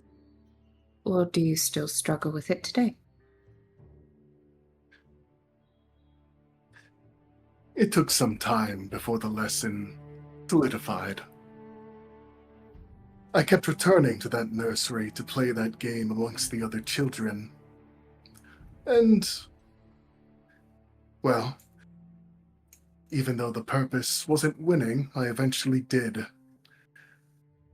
Created a grand tower, roughly 7 feet tall of stone. Goodness. To be fair, it took roughly 3 months for me to do so. Every other attempt a failure.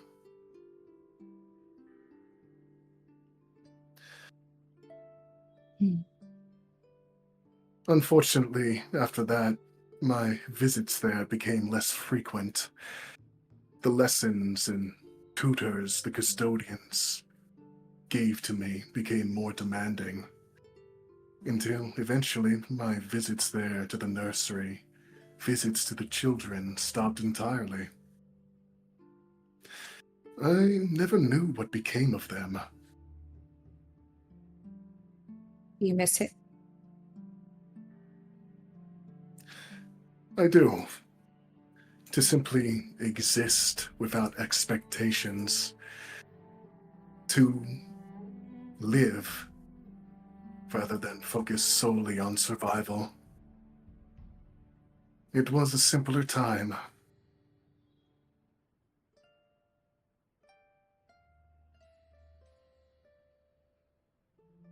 I see.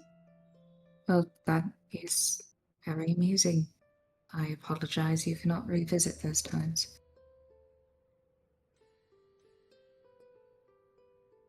What of you? Have any fond memories of your youth? Would you believe me if I said no?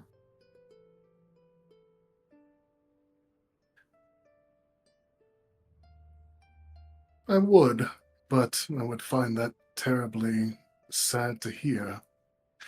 Was your youth not exactly peaceful? From what I can recall, no. I do not recall anything of my childhood. Beyond, like, teenage years. And none of those memories are fond. However, they did make me strong. I'm trying to do this whole soft thing now, but the little things, moments of reprieve or recreation, are not my strong suit. That started as early as I can remember. So,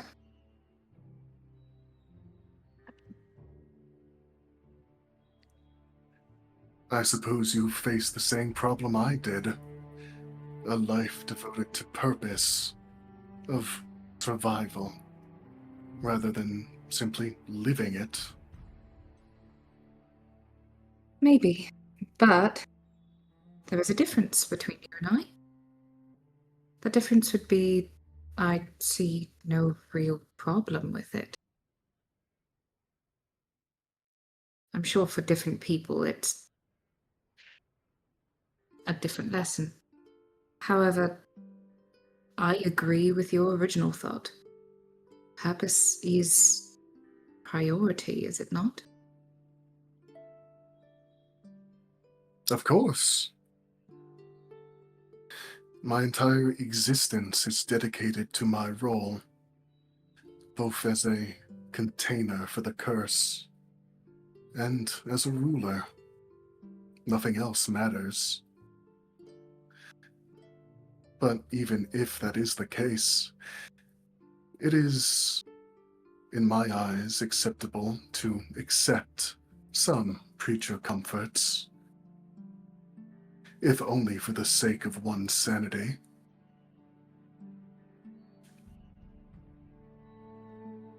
I guess I do accept some, although I've never really thought about it, is, I guess, the thing.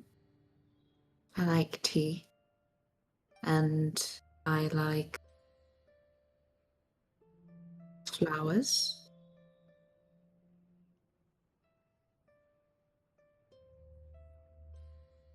think that's the end of the list.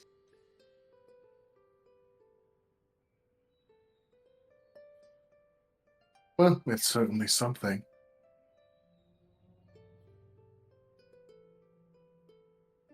Nixia's gonna tap her nails against the table and kind of look around.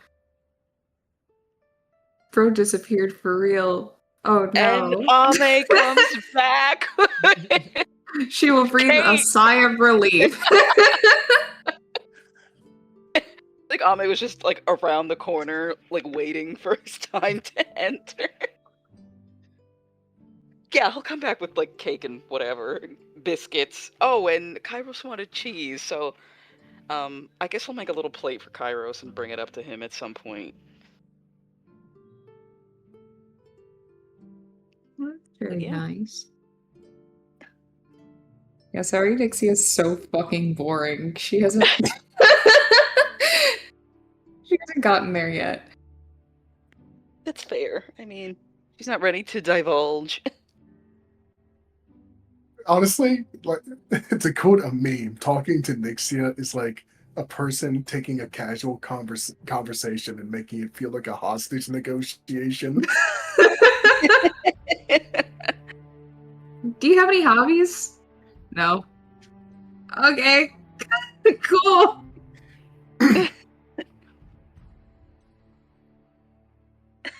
We'll get there. We'll get there.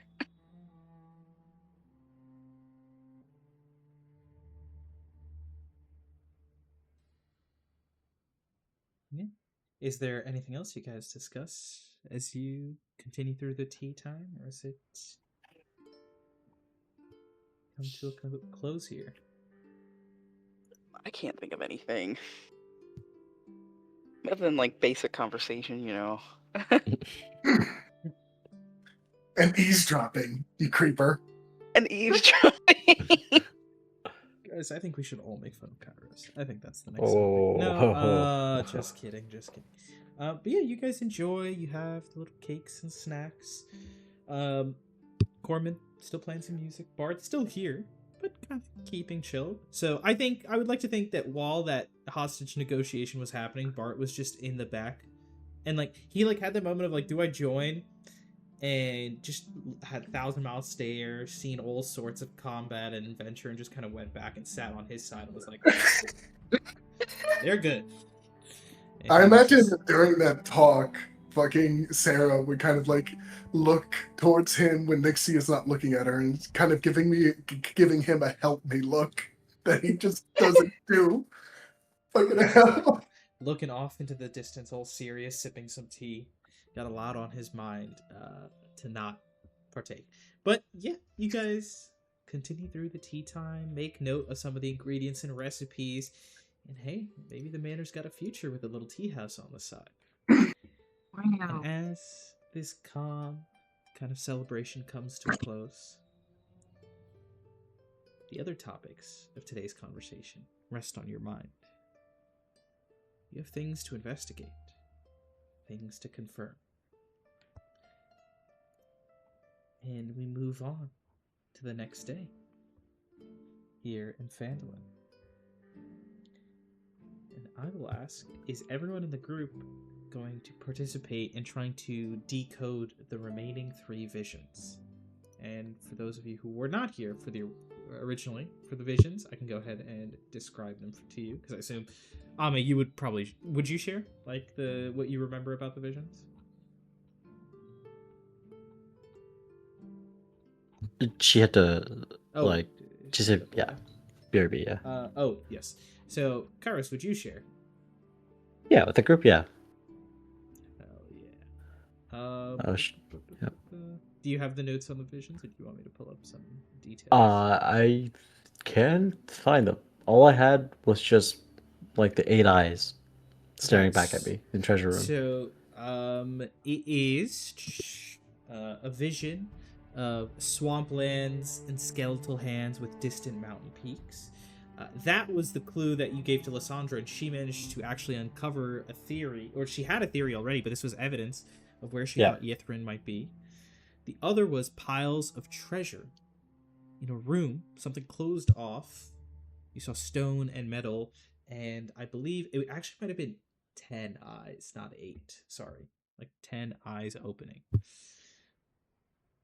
The other vision was a deep darkness that was only lit by the flow of magma, and above it reached a hand of fire, like reaching down to the magma. And then finally, twisting, gnarling roots of a great tree that sunk deeper and deeper into the earth towards a seed that glimmered in gold. So the three visions that remain are that about the treasure and the eyes, the flaming hand in deep darkness, and the roots that reach to a golden glimmering seed.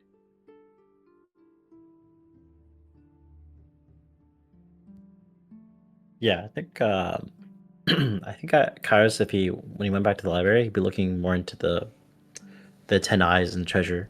Or we I know before we knew it was like some sort of like ruined castle or like some sort of like dungeon. Um, when Strike and Kairos were talking about it. No worries. We'll actually do what I like to call a little skill challenge as you guys start investigating these visions. The music changes not to make it more serious. I just realized change up the chill music. But yeah, you guys can go ahead and participate in a skill challenge to see what you can uncover about these different visions. I'll leave it up to you guys what skill checks you'd like to use, if you're investigating all the visions, specific visions, kind of which direction you're going in. But it seems like Kairos, you'd like to go first. Yeah, I was hoping. I also wanted to talk to the Order to see who's at the building, to see if there's a network information I could get from them. You have some About- access to information. Yeah. Okay. There's. It's. I will say the Order establishment here is nothing fancy, right? It's literally just Okay. like a small home, and it's some of the same people you've seen in your basement, but now a more Goddamn. official place to stay. And a few more of them bringing over like goods and trade. And they're not orange cloaks, right? They're like maybe Actually, great point. I think there might be somebody that's an orange cloak stationed here. There would be. There'd be at least one orange cloak, I think, stationed. okay. Yeah, I want to do nature check Mhm. to look for anything similar to what we've seen, like around the areas, like I don't know, maybe there could be a ruined castle or something, or like information about like I guess like there's something above the treasure room, right? In the vision. Like You didn't quite see that the vision starts in this room full of treasure. yeah. Hmm. Okay, then maybe I'll switch it to history check to see if that's anyone has referenced a creature like that in a room like that. Okay. History 18. 18 is a success. And what I'll say, because as out of character, I think you've already made several connections about this. The reference to 10 eyes, the organization in the vision, what striking you saw, the thing that comes to your mind is in fact a beholder. Yeah. At 18, you confirm that is most likely the creature you're talking about. Because it's like one of those things where you have a gut instinct, but you have to like do the like confirmation by crossing off other options, right? And you start researching, see a bunch of other examples, but none of them quite line up. And you're like, no, I think it is this thing. I think it's this Yeah. creature. And what you do have on a beholder is that it is a highly dangerous, aberrant entity. They, unlike some of the other aberrant creatures, are not quite as known for being as foreign, but instead almost like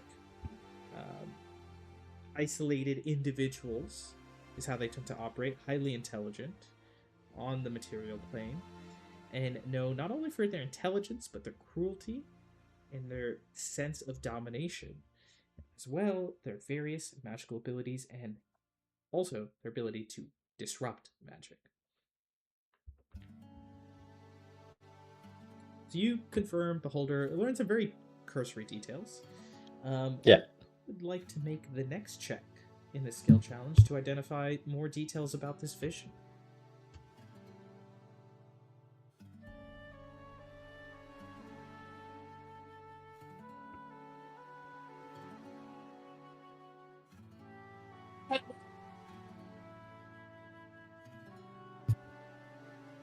Yeah. Oh well, I think Kairos was gonna ask Ame maybe to see if he could go around the town, perhaps like any merchants or the order themselves, like if they've like no details of any known beholders in the area, or like not in the area, but like on this continent. Mm-hmm. Here when he says that? Yeah, this is like now we're stretching into longer form downtime. So Kairos did the first check for the skill challenge, which was identify that the 10 eyes in the vision were likely tied to a beholder, this aberrant creature. And then yeah, now Kairos comes to you and asks if you can also start looking into this lead. Okay. And I think also, how long is this downtime? Like in terms of days? We'll say each check represents 1 full day. Okay. Because I was also going to ask if I could ask the, I don't know if the order specifically, but God, I kind of forgot what it was. I had told you yesterday I wanted to do something in Neverwinter, maybe, but I'm like blanking on what it Yes. was. You wanted to go visit the library. Yes, that's what it was. Yeah. If you want to say, because this doesn't have to be explicit days, right? It can be a little bit more nebulous. Like if a check requires more time, it can.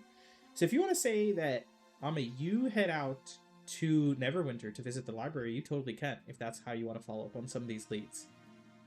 Yeah, sure, that works. And I can kind of knock out my stuff too at the same time. Yeah. And does anyone else join Ame in heading out of Phandelver to Neverwinter for the time being? Oh hell yeah! Okay. Sure. And visit some relatives, dude. Maybe we'll see Rogvir. Your Oh, only no. child. So, My only party- job is to protect you guys.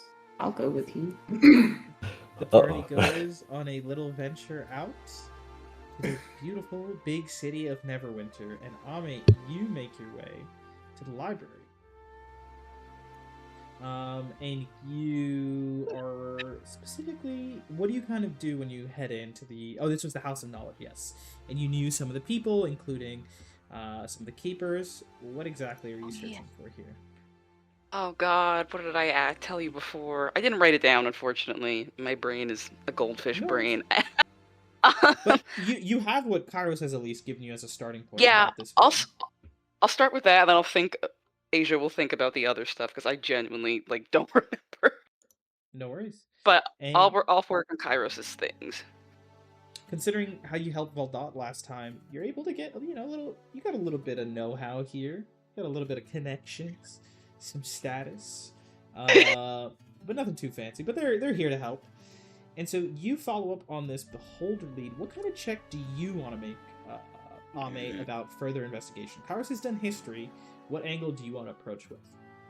Is he just looking into information on beholders specifically, or what this specific vision could be? Could be. I mean, so Kairos' success was that, oh, the eyes must be a beholder, but you can also approach it from the vault. What could that be? Is it a vault? Is it a ruin? Is there anything else that stands out? I think Kairos' suggestion was, are there known beholders? There's a couple different angles, right, to approach this vision from. Up to you. Maybe history? Or religion? If you want to do Maybe? religion as a new check, you can. And I'll actually say, because you specifically chose to take extra time and go to the library, to the House of Knowledge, you get advantage on a religion check.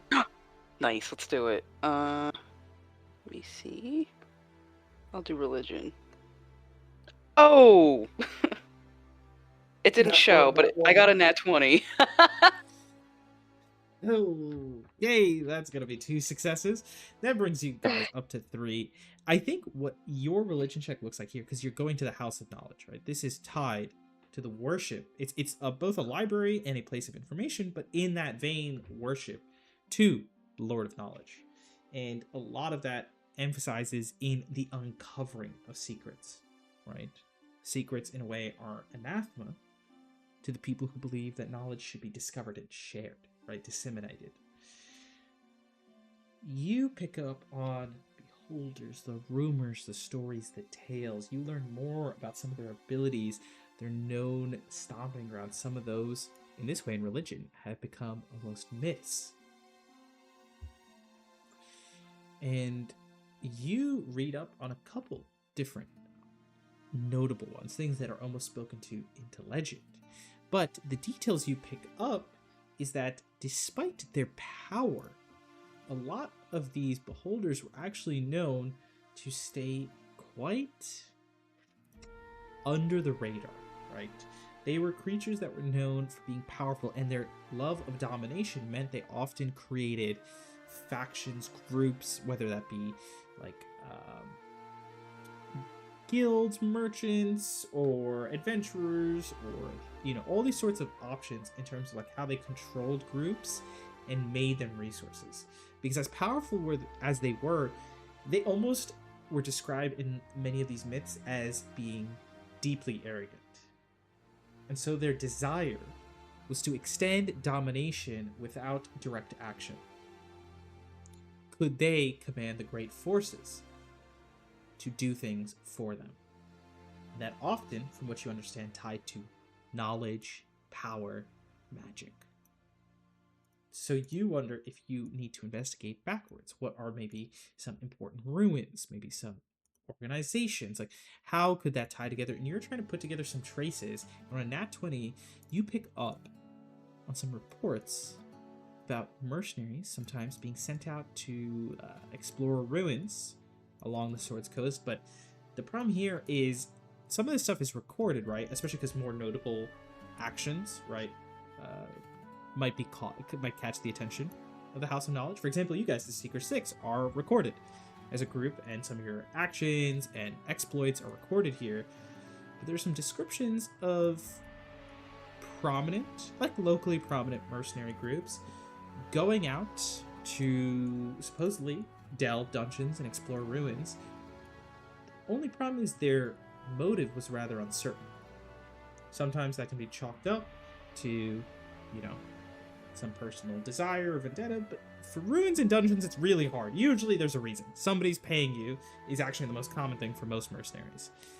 And so there's some questions that tie together, and you start to see some guilds that were paying for these mercenaries to do dungeon delving. But the more you look into documentation, and I think your nat 20 here is going to be you straight up delving from this religious mythical side, tying it into real life, like current documents, and realizing that though this is not your favorite terrain, you just feel like you're on a roll. Like you feel this thread that you're pulling and uncover sets of, the closest way to describe it is like placeholder guilds that were funneling money to different mercenaries that are being sent out on rather dangerous missions for dungeon delving and the like. And a lot of them, as you were then recorded based off like commentary, were described to have had maybe issues with gambling or debts or things like that.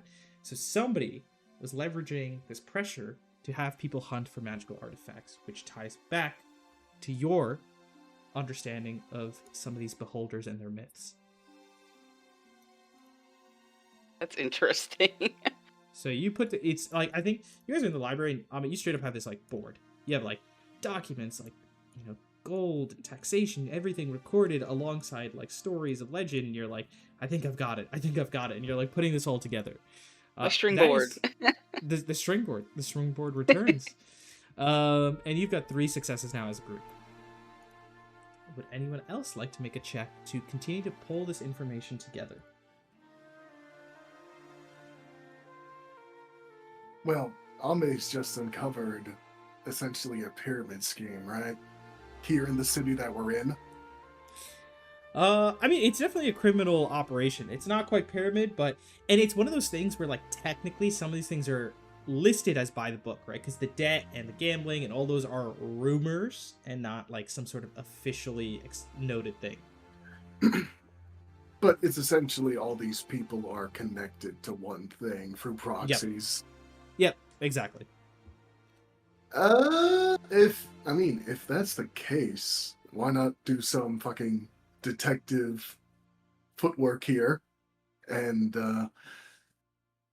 see if we can find some of these people, talk to them, try and uncover more of, you know, who's connected to who, how far does this go, and hopefully eventually see where that all kind of leads and culminates to.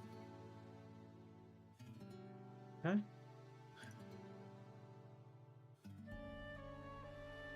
What check would you like to make for this? I suppose persuasion, because it's talking to people. Yeah, you totally can do that. Boo-boo-boo-boo-boo. Let's see here. But that's weird. Let's say to look something up.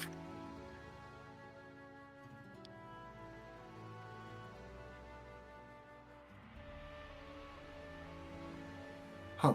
Yeah, okay, yeah. I guess I'll do that persuasion check. Terrible. 16, not the best. But that is also, let me double check to make sure. That is actually just enough to succeed. So you barely meet the measure of success. But it's a success nonetheless. As you go around, I think this represents people, as much as they're not like immediately weirded out, do start to get a little uncomfortable when somebody just walks up and starts talking about like, hey, your gambling debts I heard about. You want to talk about that? And it's like you going around trying to find these people, trying to locate them, and you get the feeling that these folks, some of them don't want to be found easily, and even the ones you find don't want to talk. And it takes a lot of effort to finally find a mercenary who's willing to share a little bit of the details. As they mention, you gotta be careful with what you're searching for. They're folks in the city, people who operate below the surface, who pay good money for magical and historical artifacts. Now, they don't know how many folks are like this, because and very much like they say it without saying it, but the smuggling trade here is prominent. But I think what you discover too is that the location is actually not Neverwinter that most of this happens out of. Some of these descriptions are actually tied back to Waterdeep, further to the south. And there is a mention of a group. And it's one of those things where the person says it is like an old, weathered mercenary who's, you kind of get the feeling, also alcoholic, who's just like they live their life without much to hold on to. And they're willing to tell you to watch out for the eyes unseen.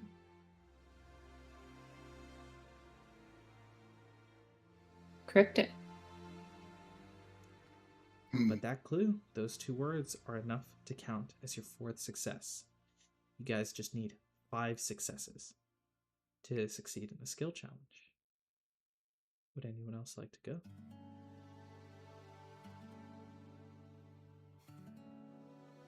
I'll add Nixia too, because I know Nixia hasn't gotten a chance to make a check, but if there's anything you want to add to these checks to round out this sort of investigation.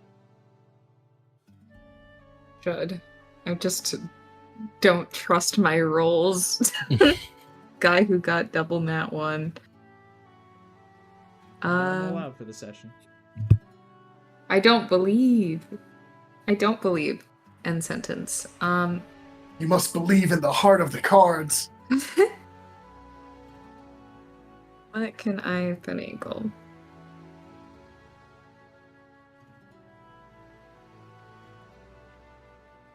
I can try.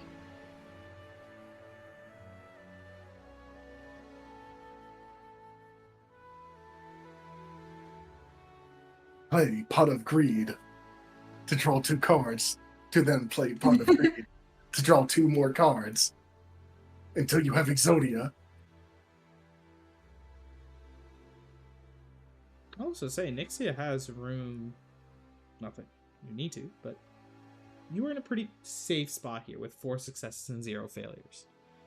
Yeah, I have room to fail, but I don't want to. That's always a I'm tough just Talk to one, your looking yeah. through god. my spells as to what I have prepared.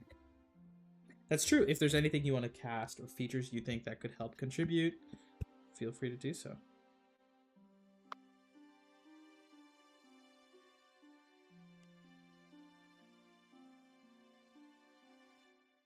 So, what information have we gathered so far? It's that it's more located in Waterdeep. There's gambling debts.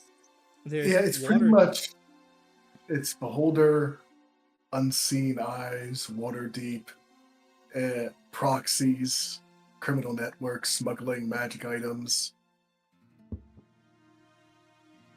Yeah, so it's very much all of that. That there is a beholder involved, but there's also something about a criminal network known as the Eyes Unseen who leverage, criminal operations, loan sharks, gambling, debts, to effectively bring in magical artifacts and equipment, which in turn matches some of the mythos around beholders. Mhm.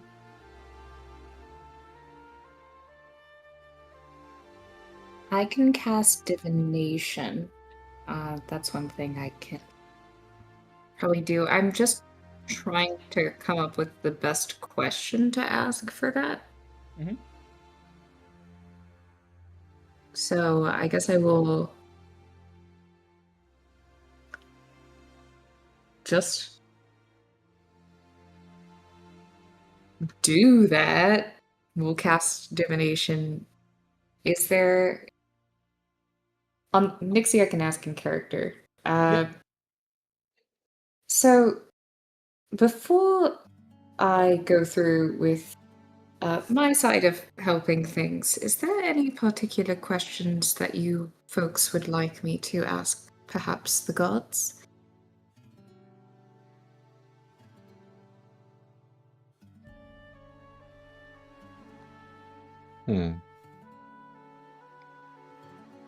Maybe.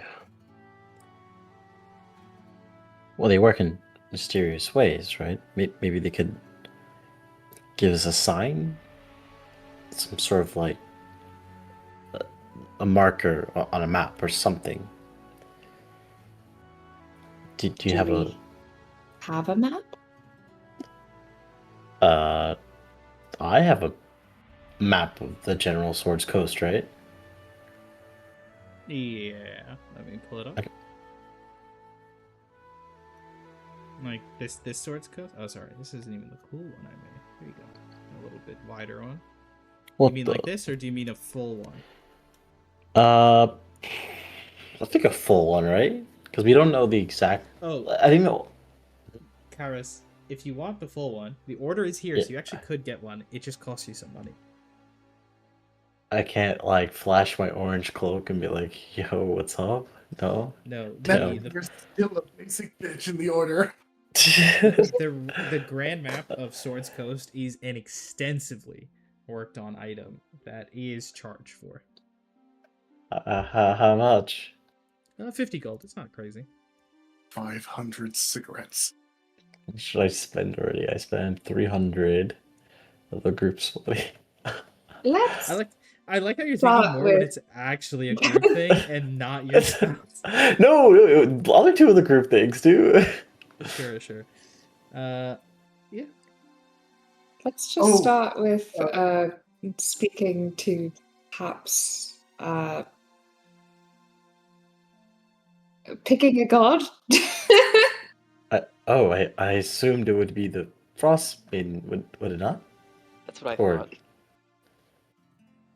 Maybe you could maybe you could pour some water on the map and perhaps a pathful up here. I'm not sure how what's your relationship to your goddess, but is there My something? relationship with my goddess is perfect.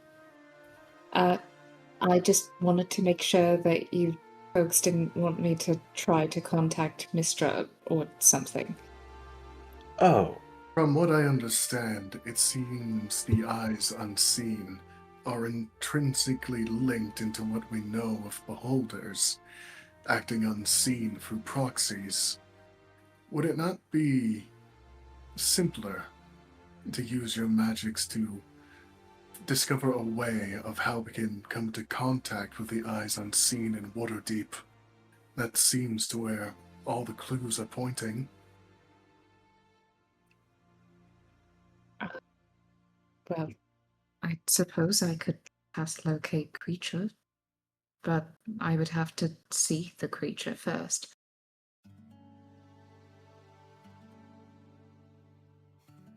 Do you actually need to see it, or could it be like a picture of one? I mean, for divination, it's just you're asking a question. Oh, yeah. Pretty much, you're just asking, hey, where can we come into contact with the eyes unseen in Waterdeep? Yeah, I like that. locate. Yeah, that's pretty pretty good. much what Sarah's proposing. No, I like that. Good. Good enough for me. Okay, now I cast divination. Attempting to contact the Frost Maiden because she's my goat. Yep. Calling up your sugar mama.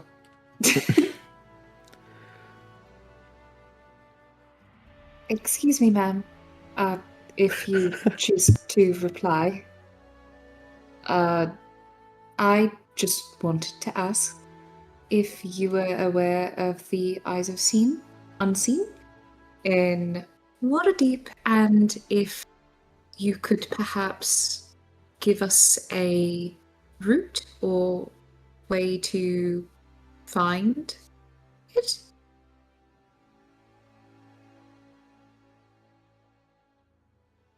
Riddle's thumbs.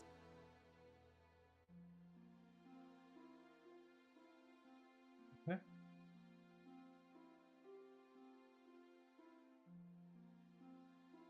With that, a cold, crisp breeze blows past, and a whisper creeps up at the edge of your ears. Seek the night of flight, fallen to the ground. They shall know.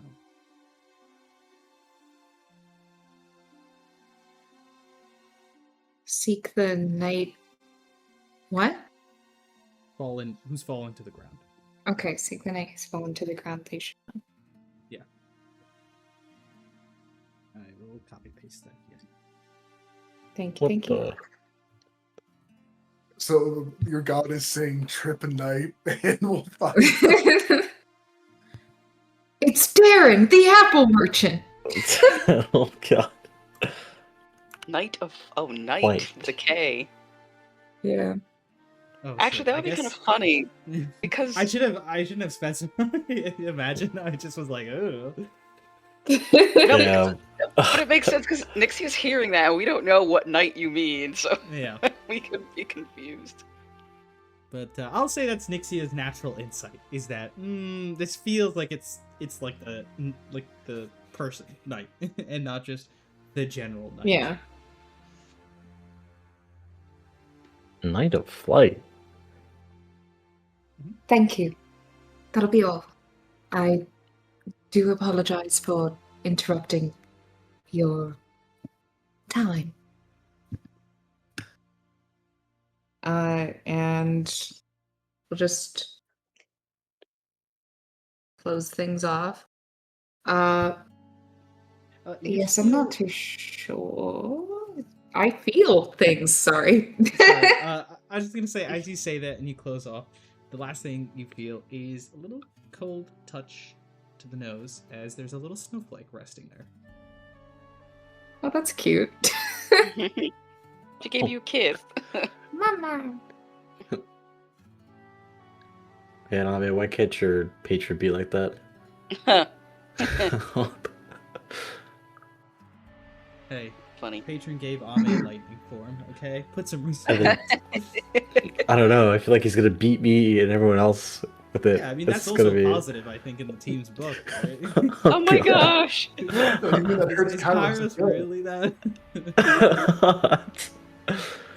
No, but yeah, you have this moment, and it's a very immediate connection. And I wonder, Ame, if there is any questions in the back of your mind on how simple, in a way, it is Mm. for Nixie to just reach right out. I tried. Yeah, My take patient's that. like roll a charisma save. I subject you to 1,000 volts of lightning.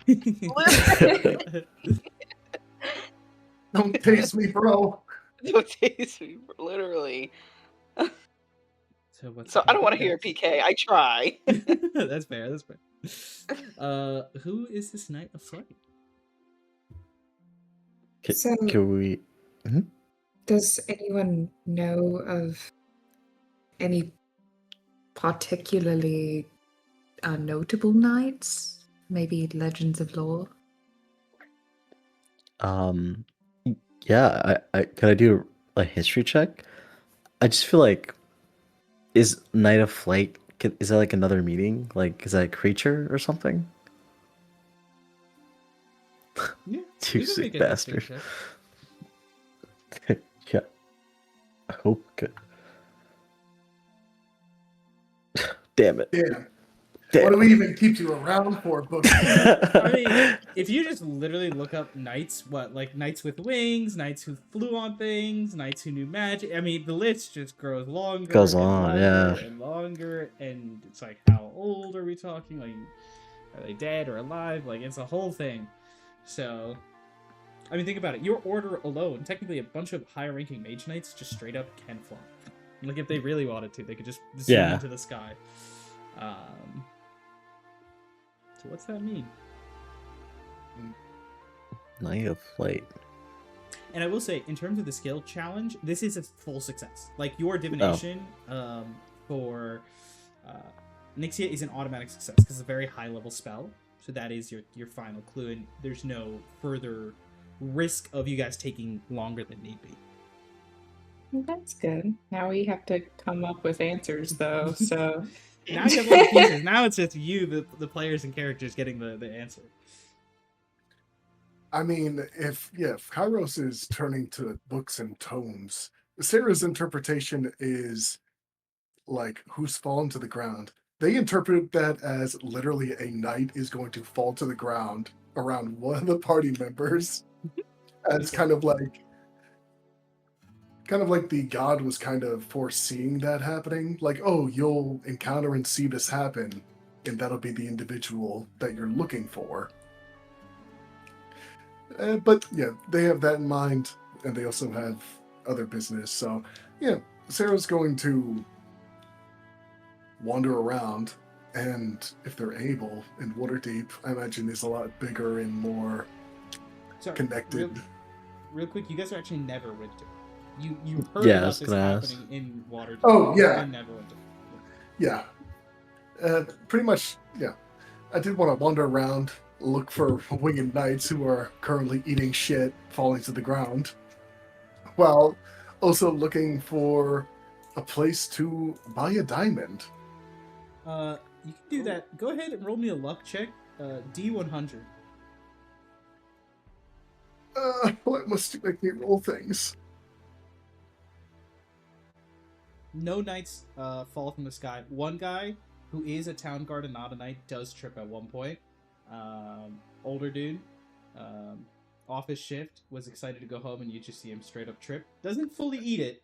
Does the kind of like half catch yourself, but in a way that's also still very embarrassing. And you see, kind of looks over, just makes eye contact with you, Sarah, and just, that step there, it's quite uneven. Must report that to the stonemasons. And then walks off. Okay. That's a luck check. Nobody falls from the sky. But a diamond it's Neverwinter. There's tons of like gemstone stores, things like that. Yeah, you can buy a diamond. Yeah, I'm buying specifically a diamond worth 300 gold for Revivify. We go ahead. I'll put it in party loot that you guys are gonna drop 300. I'm spending 300 of my money. Oh, okay. Not the others. No worries. Okay, so that's what Sarah's doing. Kairos was reading books and finding at this point probably a list of 100 knights. Nixia and Ame, any leads you guys want to pursue? Bird. What'd you say? Bird. Oh, I'm bird. thinking of birds that could be associated with knighthood in any way. Like birds of prey or even crows or ravens. There's so many like large birds and things like that. What specifically along the bird route are you going for? This is gonna sound really fucking stupid. I, the real life human person, started thinking about birds because of Pokemon. Like, Oh, the, yeah, I think the Crow Knight yeah. from the Galar region. And then I was just like, okay, that has to be based in something, right? Corvids. And now I'm just thinking about birds. So I think that Nixie is just trying to think of noble birds. Just because of flight. Yeah, just noble bird. You're talking about birds like normal size? Or are you talking about like the variants that are like big enough to carry people or carry off? Not like probably of like a more monstrous variety, yeah. Okay. Yeah, what kind of check do you want to go with for this? Nature? Nature, yeah, that works. I'd say if you want to even string it a little bit as survival, you could. Right? Just like that Okay. experiential wilderness knowledge. Cool.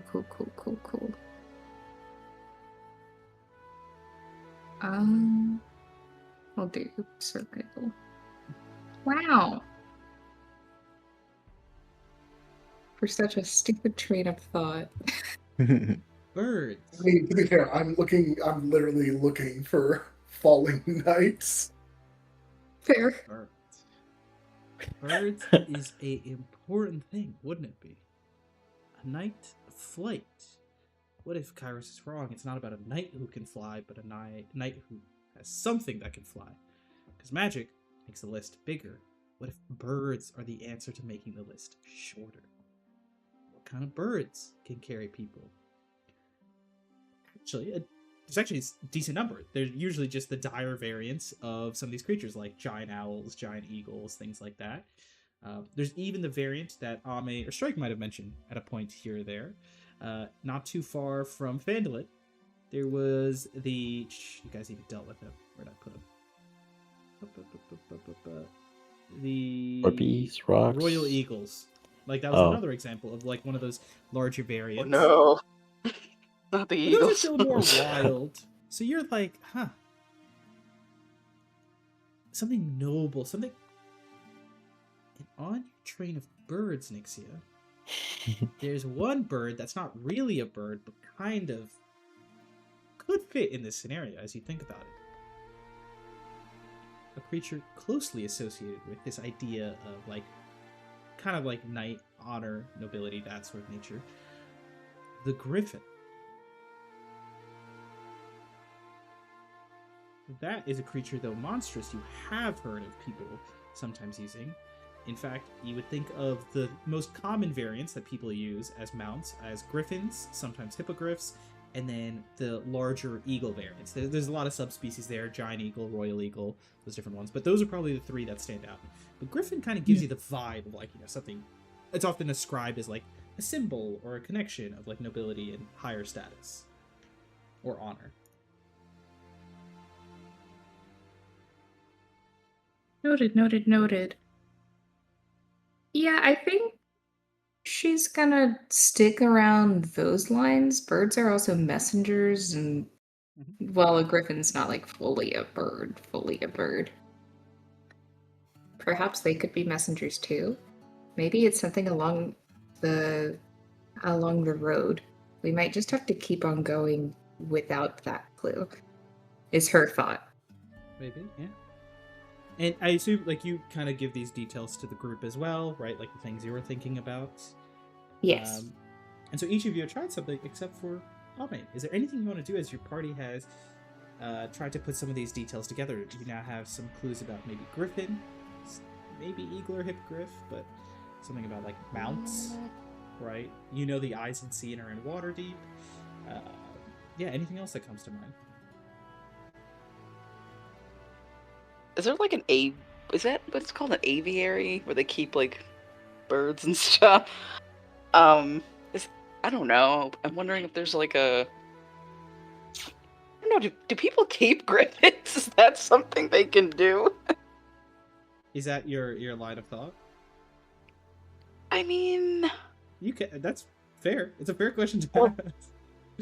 I guess that's my Yeah. question. One, do people keep griffins? And Can they be tamed? say it again? I said, can they be tamed?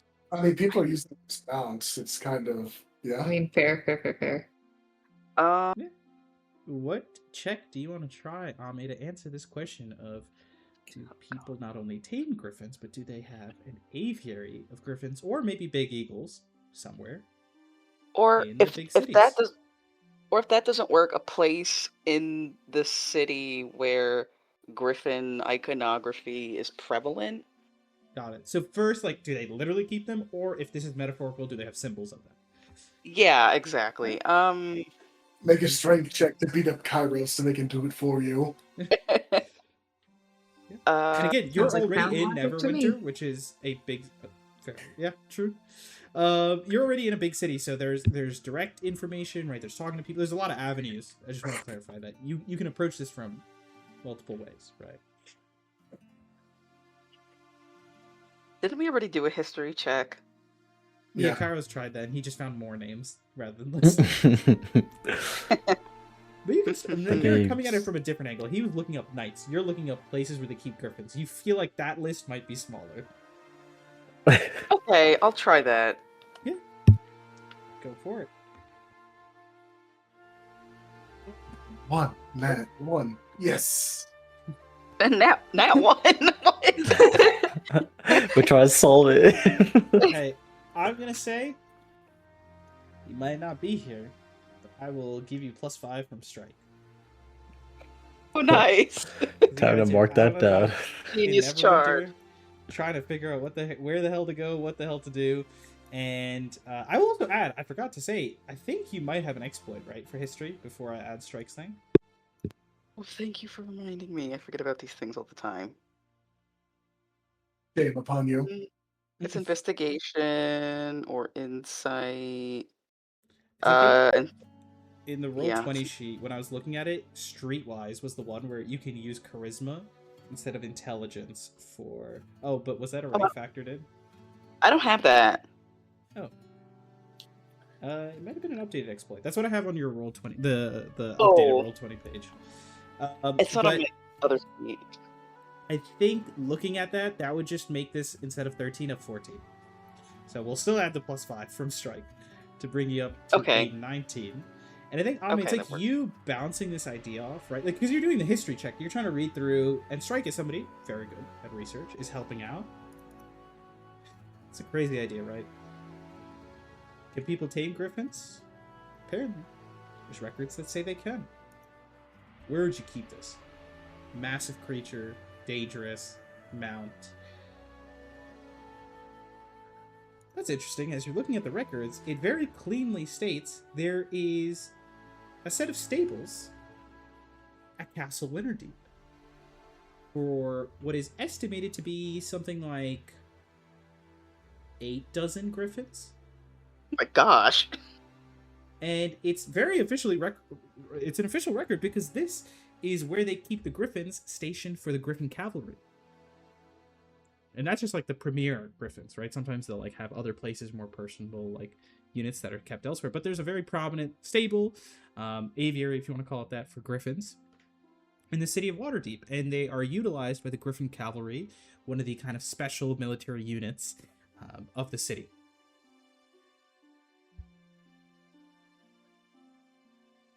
So if you're looking for a knight, if that's your clue, you're looking now at the Griffin Cavalry. And I guess they're also from the city of Waterdeep, which is where the Eyes Unseen appear to be operating out of. Interesting. Okay, yeah, I'll share that with everyone. Okay.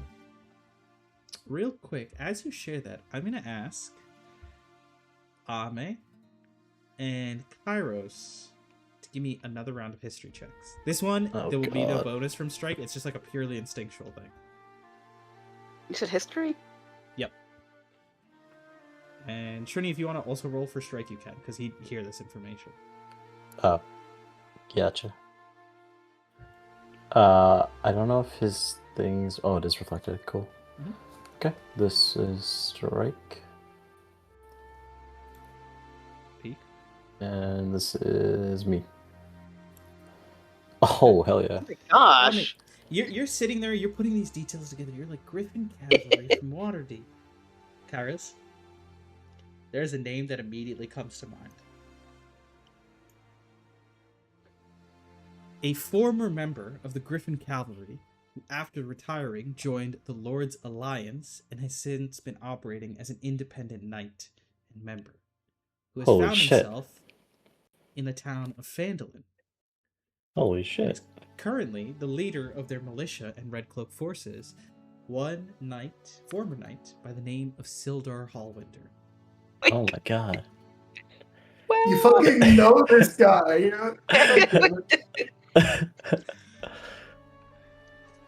Wow. So you, Was he in on the my list city- at least? You on the city of Neverwinter are sitting here being like, Hmm. the answer is the dude we know back in Phandalin, and you start to head on back.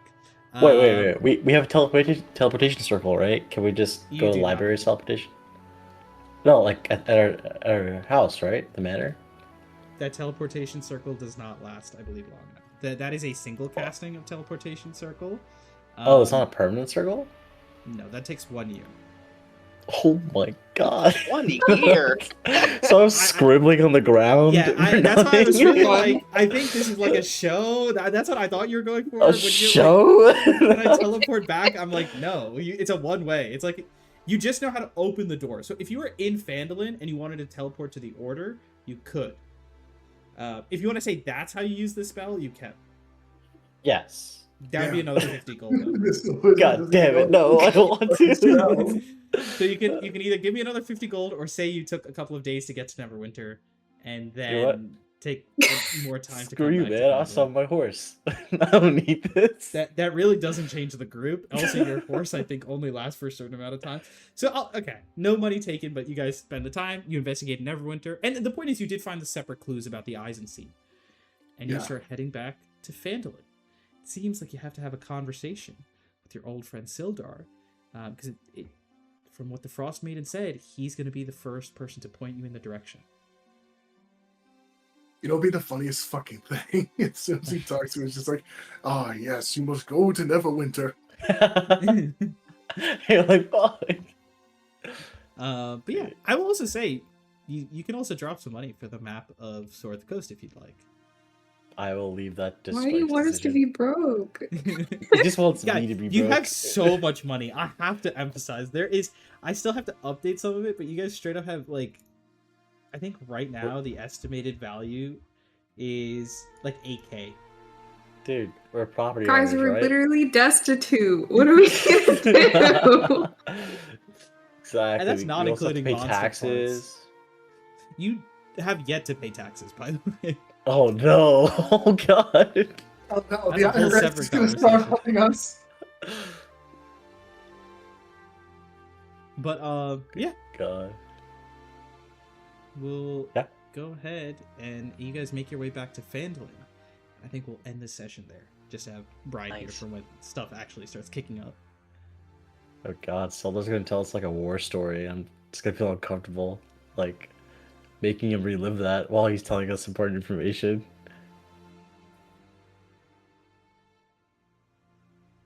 We should have just went to him first. I mean, to be honest, We I didn't yeah, know. yeah, we didn't know. That also because I made that like prophecy up on the fly, but I knew connections between people. So as soon as you're like, I'm gonna cast divination, I started kind of going to the side and Oh. started typing stuff out. I was like, fuck. How do I? What's the right clue to phrase here? You actually did mention last session he was like on Mhm. the Griffin thing, right? Griffin infantry, Oh. not infantry, the Griffin Cavalry. Yeah, that's how he was Cavalry, first yeah. introduced. that's He's and he- mentioned that like at least a dozen Yeah. times now. Yeah, sorry, war stories, man. They're just it's Yeah. sad to hear. I Just think so yeah. boring.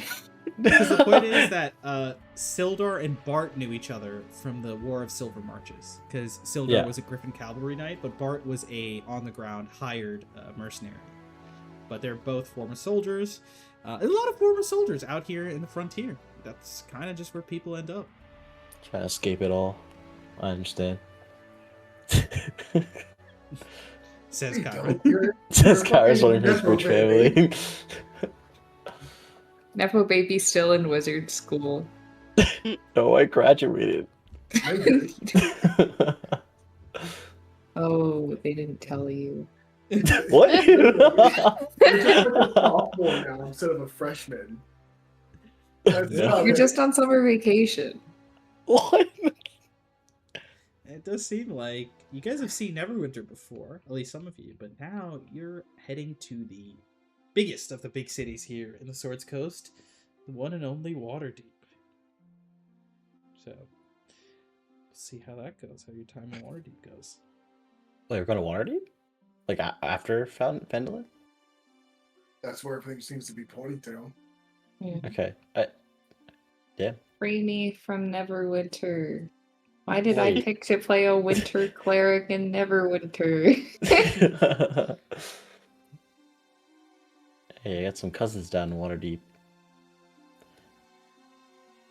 Yeah, I have a few cousins there. They own, like, you know, a third of the North District. Just classic wizard family. Just classic wizard Yeah. family. Yeah. You need to So make them sweet. evil so we can kill them and make Cairo sad. Cars is sad. Kill its extended family. Oh no.